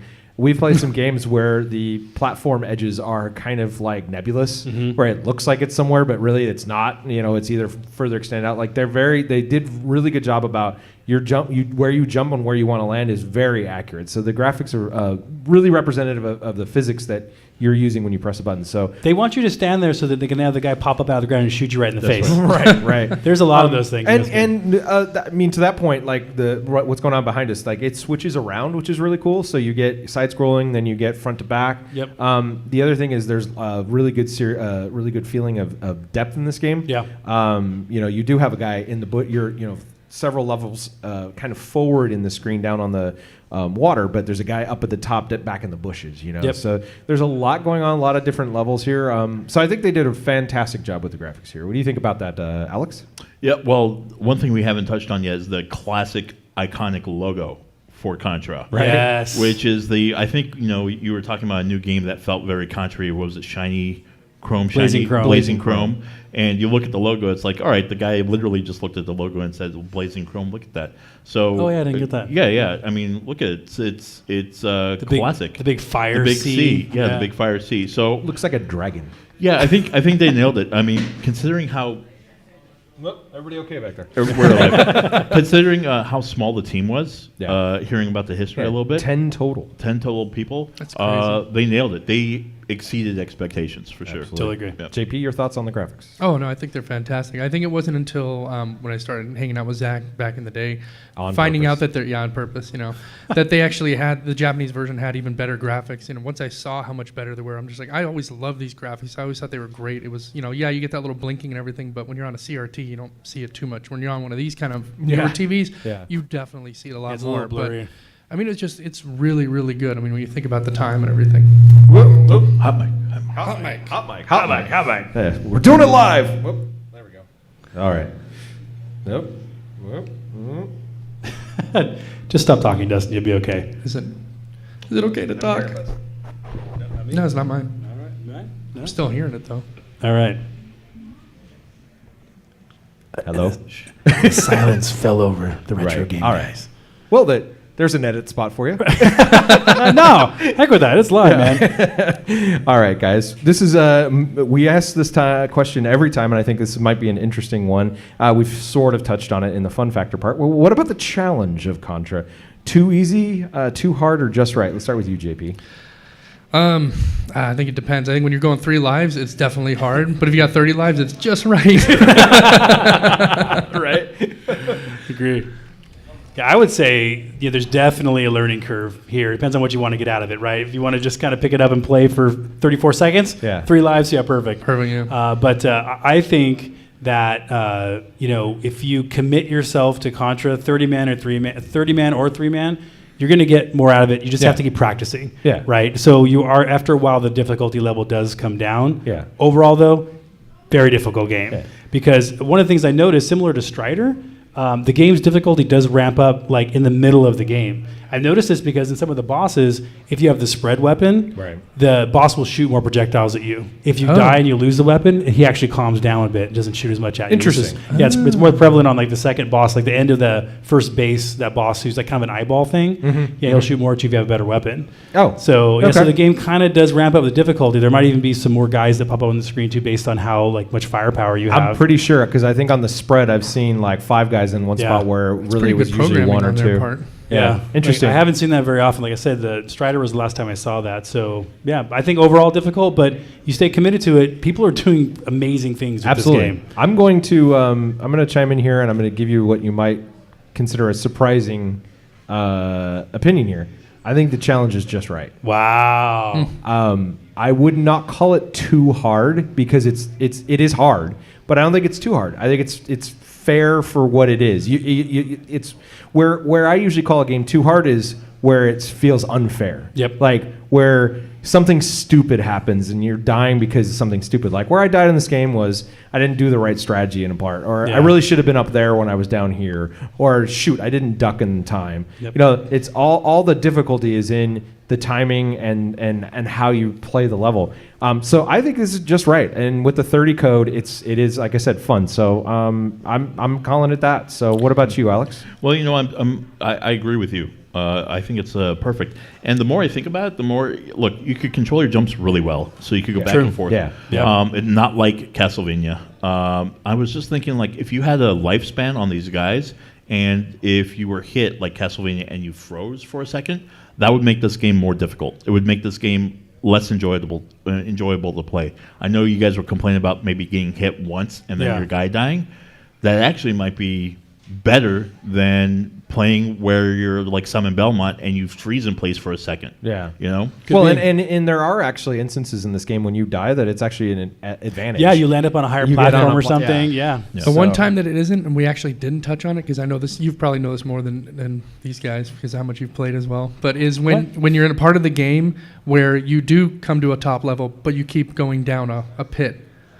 Oh, yeah. So you'll respawn And you right literally into a pit. Yeah, you literally keep respawning. That happened to me when I was playing last night. I got so mad. Oh, man. Well, yeah, And because there's nothing you can do about it. No. You just, Well, because you don't know you don't know where you're 30 coming times. out. 29 30 lives down the drain. Yeah. Wow.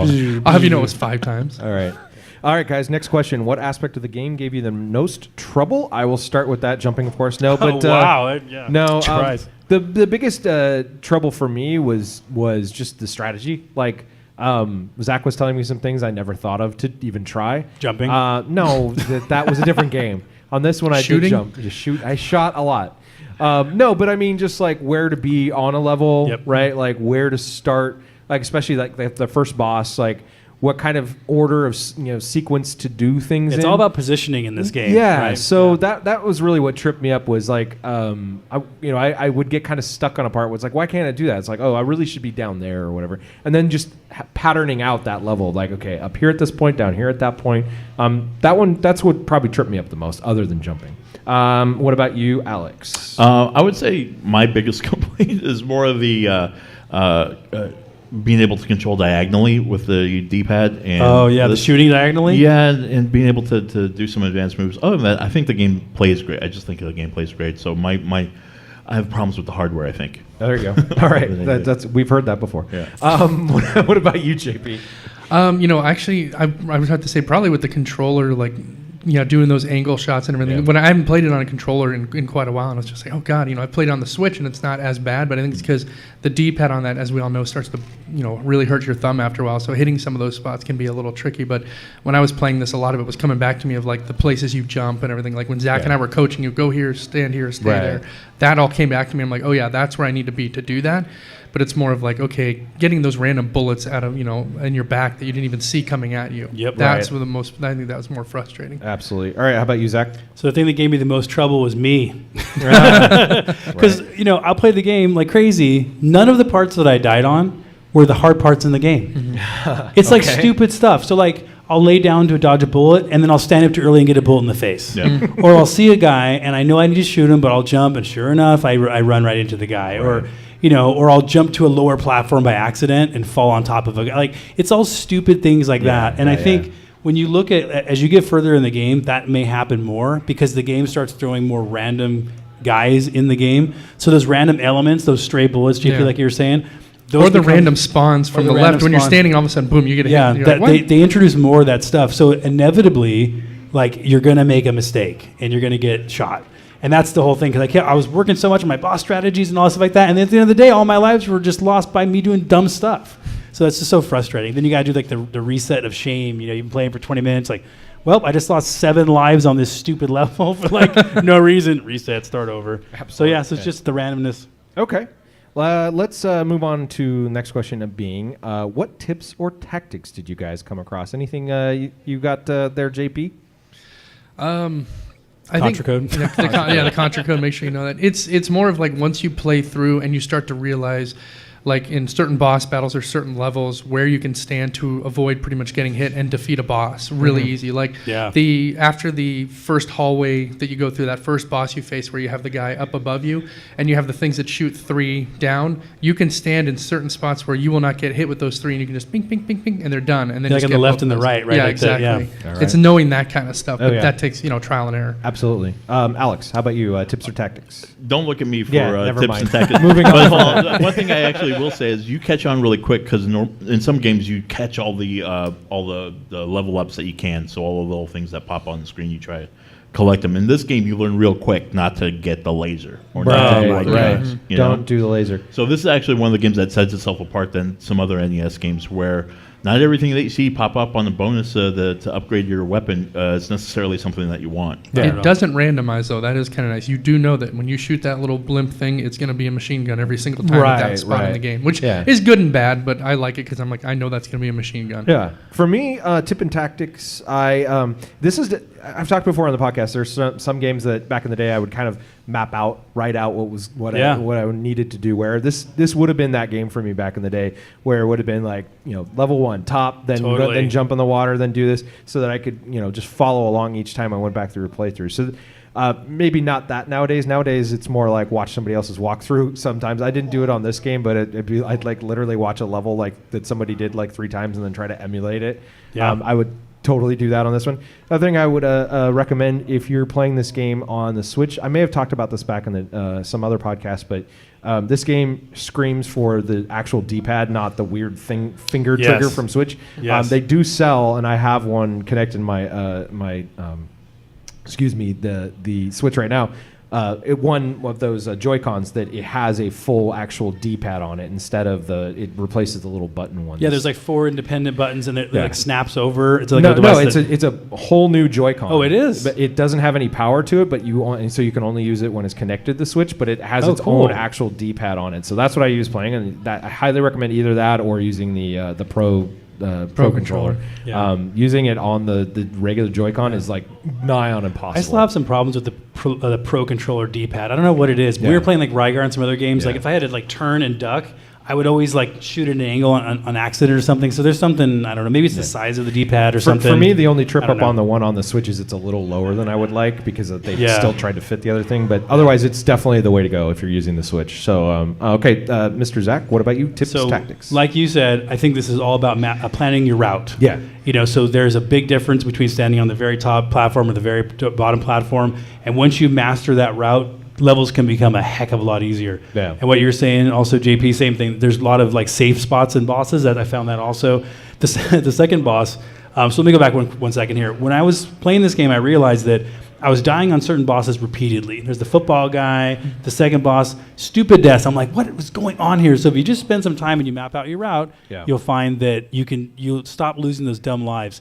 And in this game, another tactic is once you get that spread, especially if you get the spread with the rapid, your job is don't friggin' die. Right. Because if you can keep that weapon, this game becomes a heck of a lot easier because you know your route and you're just blowing things away. It's the only way that Alex got as far as he did on his last playthrough. Well, because you got to know the tips, man. Yeah, so the one good thing about Contra is, there is randomness as you kind of beat the game and more guys start coming out and stuff, but the major placements of the bosses, of the turrets and all that stuff doesn't change. Right. So you have to just take your time, plan your route, and you'll get through it. But absolutely. Big tip. Let's stick with you, Zach, on the not last question. We've got a couple more.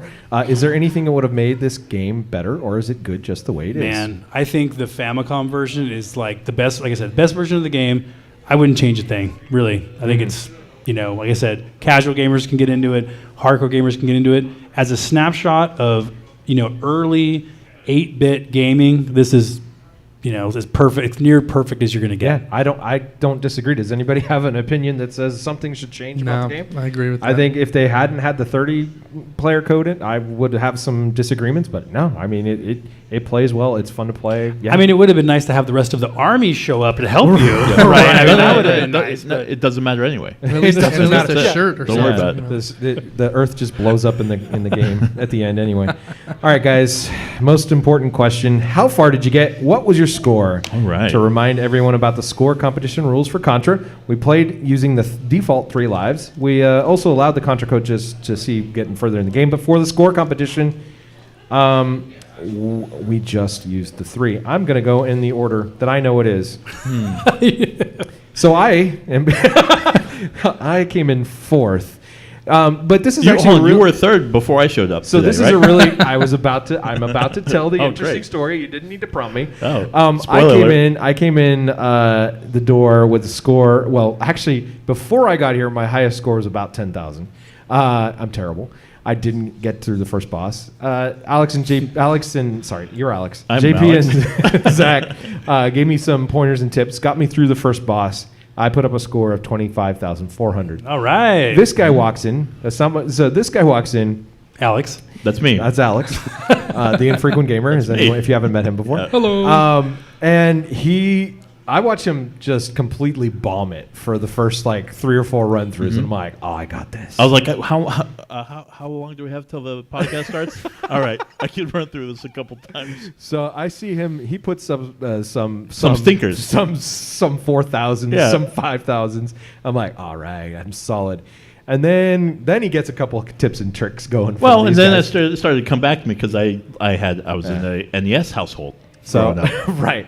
So I'd put up that 25,400. Then he comes along with 26,100, and I was like, nice. No. I was like, no, man. I had this. So I storm over, grab the controller, managed to get almost to the end of the second stage, put up a score of 29,400. So topped it by 4 more thousand. I was like, all right, I got this. Zach, it's time to start the podcast, right? We're good. This is it, right? I'm getting 3rd place. So then.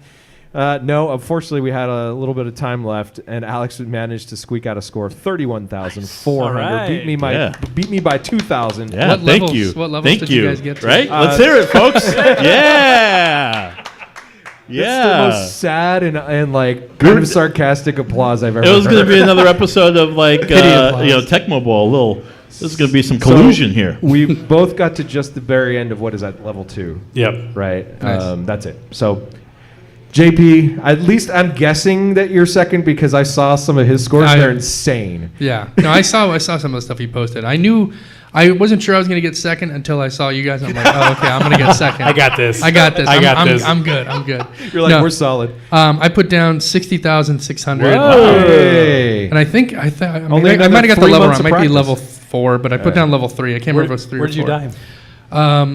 The top of the what's it called? The waterfall level. That think boss at the that's- top? so the boss at He the can be a top. jerk. So Or Alex, no, did I get past? only, No, I think that was it. Yeah. Only 3 more months of practice. We probably could have beat I think I that have to have a kid and stay at home all day and play the video game. I think that would help me Okay. So JP scores 60,600. Wow. Zach, Oh Jesus. what was your just Hold on. lay it Did you on us? Did you get 70,000? 50,000. No, Wow. no. So There were a lot more zeros in this Oh, score. really? So my initial playthroughs were just under 1 million points. I thought I did pretty good. Like I'm gonna go get a drink. Yeah. Hey, No, we need a round at the Well, table. well, no. So I played this game quite a bit, over the years, and so I was happy with my like 950,000 or whatever it was. But then but Blake, or at Sore Thumb Collector on Yeah, Instagram, yeah. we've talked about him a few times.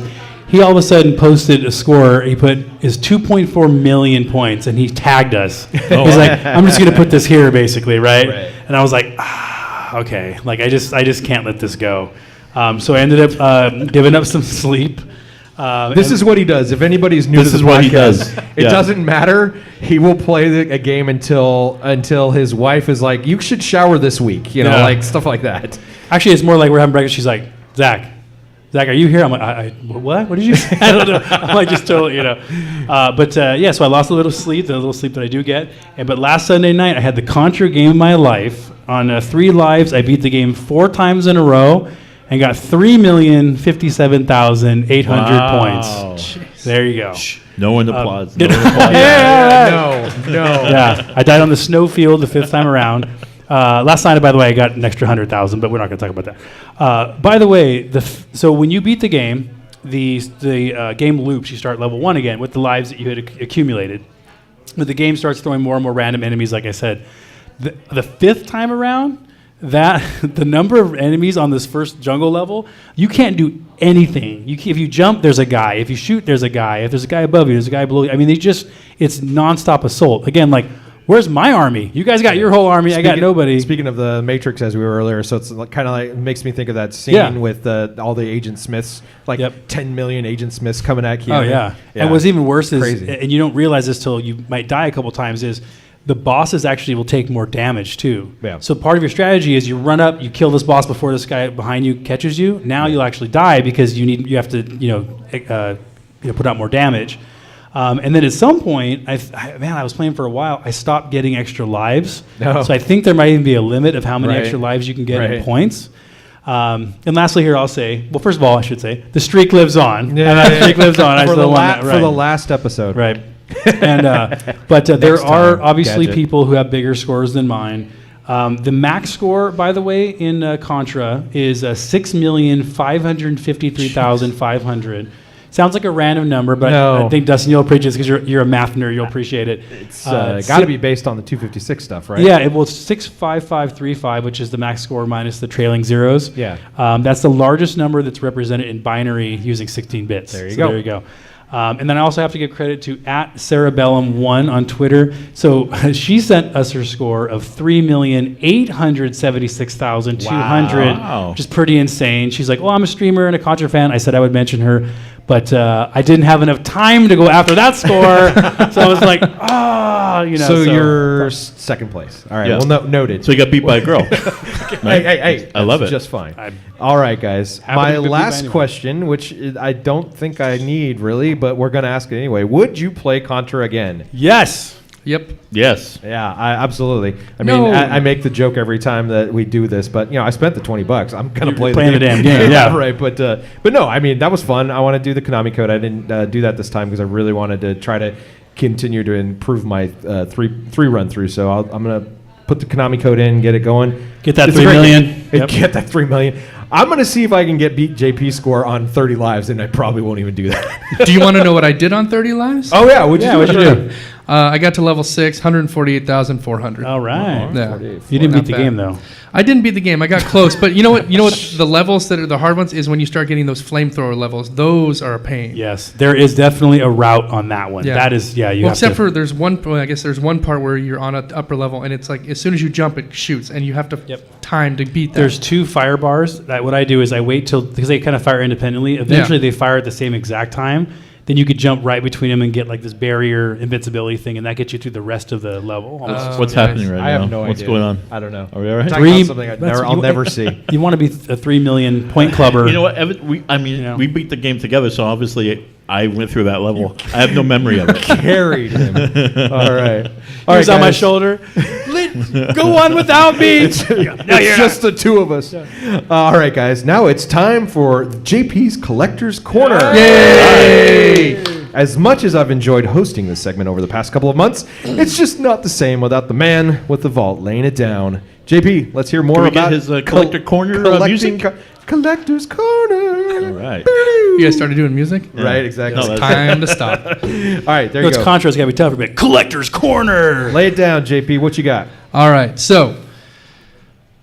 Hello? No, I'm just messing with you. All right, so starting off with the small stuff. The tiny stuff. As I've mentioned before, games like Contra used to be very easy to pick up for around $10. Oh, dude, totally. Yeah, and that's not the case anymore. That was about 5 or 6 years ago. Retro gaming, as we know, is really taken off. I mean, we're a good example where we're at here right now. Great example of that. Yeah. Prices have doubled and even tripled in some cases. Just kind of a little side story on this. I bought Contra with manual and Contra Force with manual 5 or 6 years ago. I bought it to get Zach Contra Force for his collection / birthday. Thank you. I bought both of those with manuals for like $40-$45. Right. Contra Force alone, not even with the manual, goes for about $60 to $100. Like it's ridiculous how, and that's for not that even, game. For that game, it's not even that great of a game. Right. Excuse me. We know JP's back now. There it is. Yeah. Sorry. No cough button. All right. Hashtag no cough. No cough. All right, so nowadays you're going to pay about $22 for a loose copy of Contra and about $60+ for a complete in box, or CIB as I like to call it. CIB. Pro Protector is a slight bit higher, at least for us Americans. You're looking at around $30 for a loose one, and though oddly the complete in box price is only about $50 or so. It's only that box art's not as cool. Like who wants that box art compared to the Arnold and Ram Stallone? Yeah. And the alien, the xenomorph. The orange xenomorph. The sick xenomorph. And then it's going to be about $50 if you're going to want to pick up Groizer. Did I say that? Groizer. We bring this How do we guy say in. Where were you when we said the name? I practiced it earlier. Is it Greiser? Greizer? Yeah. See, I look at Groizer. Yeah, I guess so, whatever. Groizer for your Commodore 64. Yeah. Right. Groizer. Groizer. All right. And that said, that's what? That's sad. Oh, sad. I thought there was an I there. Why did we practice? We'll do it over. Start over. No, it's he's fine. he's a new dad. Come on, give him a break. I got other things on my mind. Why bother practicing? I have no idea. And that's SAD, Amstrad, SAD, all right, SAD. CPC version Zach mentioned earlier, that's like $65 to $70, and it's a bit harder to get a hold of, let alone play. Yeah, and you also got to have an Amstrad CPC too. Right. And want to destroy the entire world. That's true. I'm going to Europe soon for work. So I'm actually looking forward to picking up maybe like a Amstrad or one of those. Like, doing a European vacation. Yeah. Huh? Yeah. I wonder if those are Holiday going to be easy to Road. find. They're just going to have, I'm sure like, I'm sure like an they'll be. Atari. They're like, yeah, what do you want at $5? Yeah. ZX Spectrum is the other one that's big in Europe. yeah, I'll be able to pick one of those up. Okay. All right, so now it's time for Alex's favorite part, and since I'm here, I get to do it. The crazy collectible All of the right, week. lay it on me. All right, so believe it or not, there is a collector out there who has even more obsession with collecting than I do. What? His name is Dan. He's an accountant from Vancouver, British Columbia. G'day. Is that right? Oh my God. No. It's a boot. Oh, a boot. Yes. And maple syrup. Timbits. That's all I know about Canada. All right, and Dan is obsessed with collecting original video game artwork. According to Kotaku. I go to that site all the time, and I always pronounce it wrong. Kotaku Bell. All right, article by Chris Kohler. Dan has been collecting over 50 pieces of original paintings and artwork from the most popular classic video games. Most of the pieces are oversized. For example, the original Mega Man 7 that he owns is about 20 by 30. It's massive. It's pretty typical, right? So like when you're a painter and artist, you draw something much bigger, so you get all the detail in, then they actually digitize it and shrink it down. Yeah. So those original pieces got to be like super detailed. Yeah, you probably don't see a lot. I mean, like when you look at an NES cartridge, look how small. What is that, like 4 inches or whatever in size for this artwork? So imagine that blown up. And a lot of times they overdraw it and make it much larger as far as like what the box art will have a certain slice of it, and the cartridge will have a different slice, and posters will have a different slice. So you end up, when you get that, you get like a really complete piece. The art, and speaking of that kind of stuff, looking at the Art of Atari book we've recommended a few times, has that same idea where you see these like really interesting, intricate pieces, and on the box ended up like the little corner crop, of it. right? Well, you get to see that detail and really appreciate that, especially because like this kind of artwork, is artwork. It isn't just like, oh, it's for a video game. It's like, no, somebody had to come up with this idea. Right. If you're a fan of Konami games, the Castlevania artwork, so on the label, like to your point, it's vertical in orientation. The actual painting is like horizontal. Yeah. So like you Really? see sort of Simon Belmont, and you see the castle with like Dracula on top. The actual artwork has like mountains off to the side and all that. And so you can look online and find the full painting of it. Interesting. Not bad. All right, so, Dan is also a big Konami fan, and he really wants that original Contra artwork. He wants it so bad that he's actually offered $100,000 for the artwork. Jeez. So if one of our listeners out there has any original artwork just sitting around, you have a crazy collectible in your possession, and you should go cash that in. Right. Wow. $100,000 for the original artwork. If one of you guys had that artwork on hand, would you sell it? Yes. Yes. Wait. Yeah. Yeah. Yes. No. So if why I went- not? I got 2 mouths to feed. I need it. $100,000? So if I went home and I was like going through the closet and I pulled out this large like matted Contra artwork, I'd be like, wow, this is really awesome. Wow, this is the original Contra artwork. That's so great. Hold on. Like, No one knows who has it right now? No. It's out there. It's out there somewhere. Maybe. Someone's got it. I mean, maybe someone. It's has been it. sold before, but then they lost kind of the lineage. They lost track of it. Yeah, It they might don't be- know where it yeah. went. I wonder Wow. if it'd be like that. You know how they find in old homes, they find movie posters that were used as insulation. I wonder if that's how they'll. Yeah, well, that could be. But if someone pulls it out like that, I'm sure there's gonna be a moment where like this is really amazing. But like, are they going to want to? Is it worth $100,000 to hang on to it? Can you imagine? You know? Can you imagine if like let's say I go in my garage, I pull it out, and I go, "Oh man!" And my wife comes out to the garage. Check out this thing. It's really cool. We're gonna put it up on the wall. There's a guy who wants it for like $100,000, but I'm gonna put it up. You know how quick my wife would be like, "Give me that!" Like, there's no way. Where are you? I'm at the UPS store. Right? Yeah. Exactly. No, I mean, take a picture, digitize it. Take a picture of you next to it, smile, and then sell it for $100,000. Yeah. I know. I heard that the Castlevania artwork might be missing because there was a huge earthquake in Japan where yeah. the Konami headquarters got damaged. Yeah, I think yeah, a lot yeah. of those got damaged during that earthquake. Such a bummer. Yep. All right. Well, on that light note, thank you, JP. You're welcome. Now it's time for our retro game giveaway. All right. Woo-hoo! We've got a few original copies of Contra dragged out of the depths of JP's game vault, flown on a helicopter to the Amazonian jungle, and dropped by themselves. So, and hope they can survive. No, there's no hope. There's no hope. Good luck. All right, this month they we don't have have shirts a on, right? couple of winners. We'll start with a winner from social media, which we went with Francisco L, or Anarchy Chaos 666. Zach, why did we pick Francisco? Well, Francisco pulled at our heartstrings, as you remember, about when he was talking about playing Contra with his dad. Also, his username scares us, so we're afraid if we don't give him the game, he might hunt us down. So, congratulations, Francisco! You get a copy of Super C for the NES and a case signed by us. Thanks for listening, buddy. Thank you. All right. And now, for our listeners or audience here in the room, we have a copy of Contra.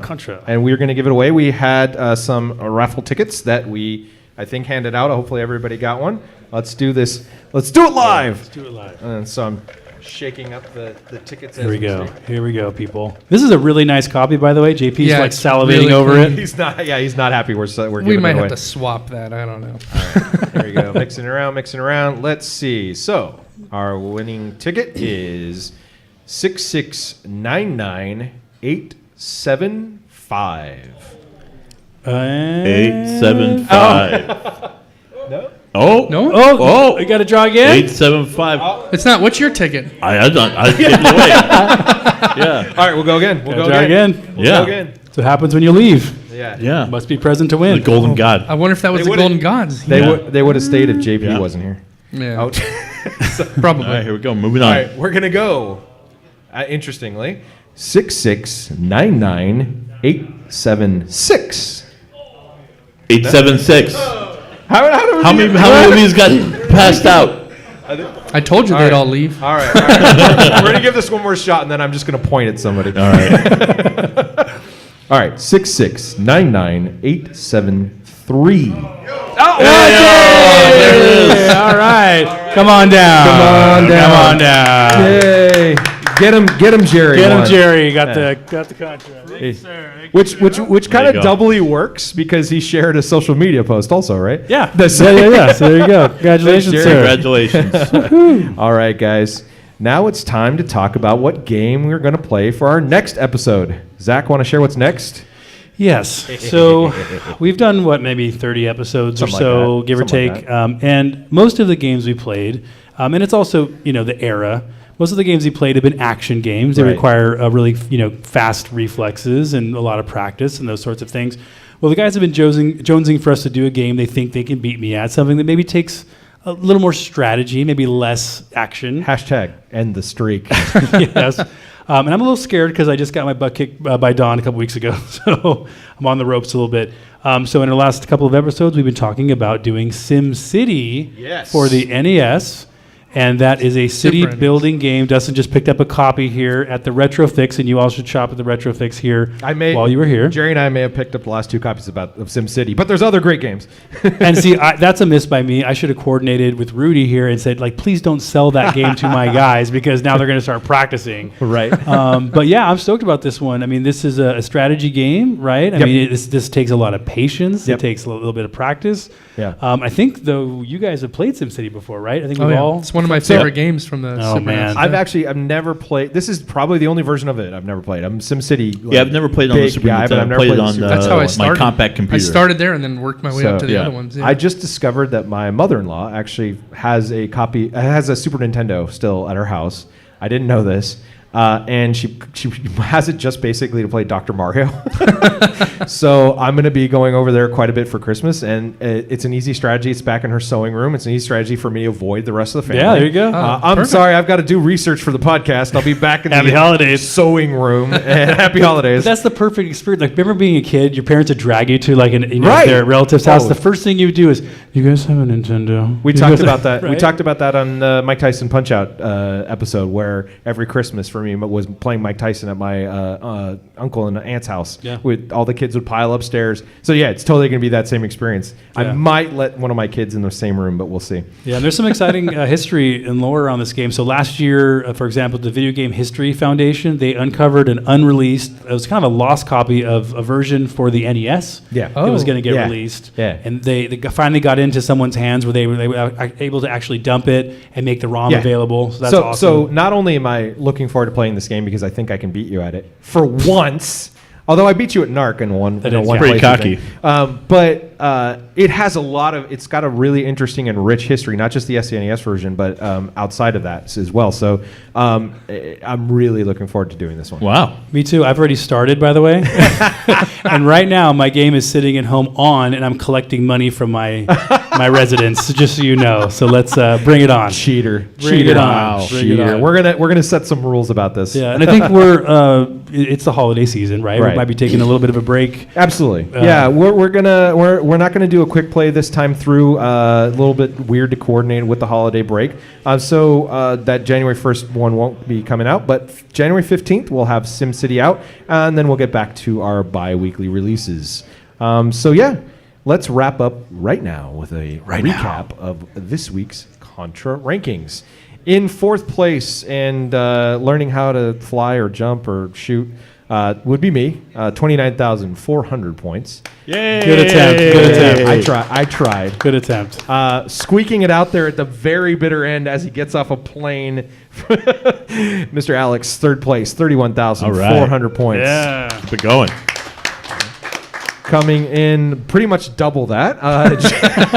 Would be second place, JP, 60,600 points. All right. And, It's those muscles from holding the baby, Yeah. right? You really kind of built up. and wiping the proverbial floor with us. As bad of a beatdown as we've taken on this podcast, I think. Possibly. Maybe Mike Tyson's was worse where he beat us with his feet. But True story. In this game, 3,057,800 points, Mr. Zach in first place. Thank you very much. Shame. Criminy. I'm not going to lose in front of a live studio audience. Let me just put it that way. You're not even gonna you almost exactly 3 million points higher than our highest score. If you put all of our scores together, you'd still beat us by 2,960,000 Should have points. tried harder. I should have tried harder. Oh boy. All right, guys. Well, that is all the time we have for this Contra episode. Thank you for everyone's participation here in the AFK Lounge. This was fantastic. I hope we get to do this again. Yeah. Hope you enjoyed listening to the podcast and it makes you want to run through the jungle. Run through the jungle. For the Retro Game Guy, Zach, Alex, JP, I'm Dustin saying game on. Happy holidays and New Year. Until next time, friends. All right. Thank you. All right. We did it. Wow. And only 7 hours.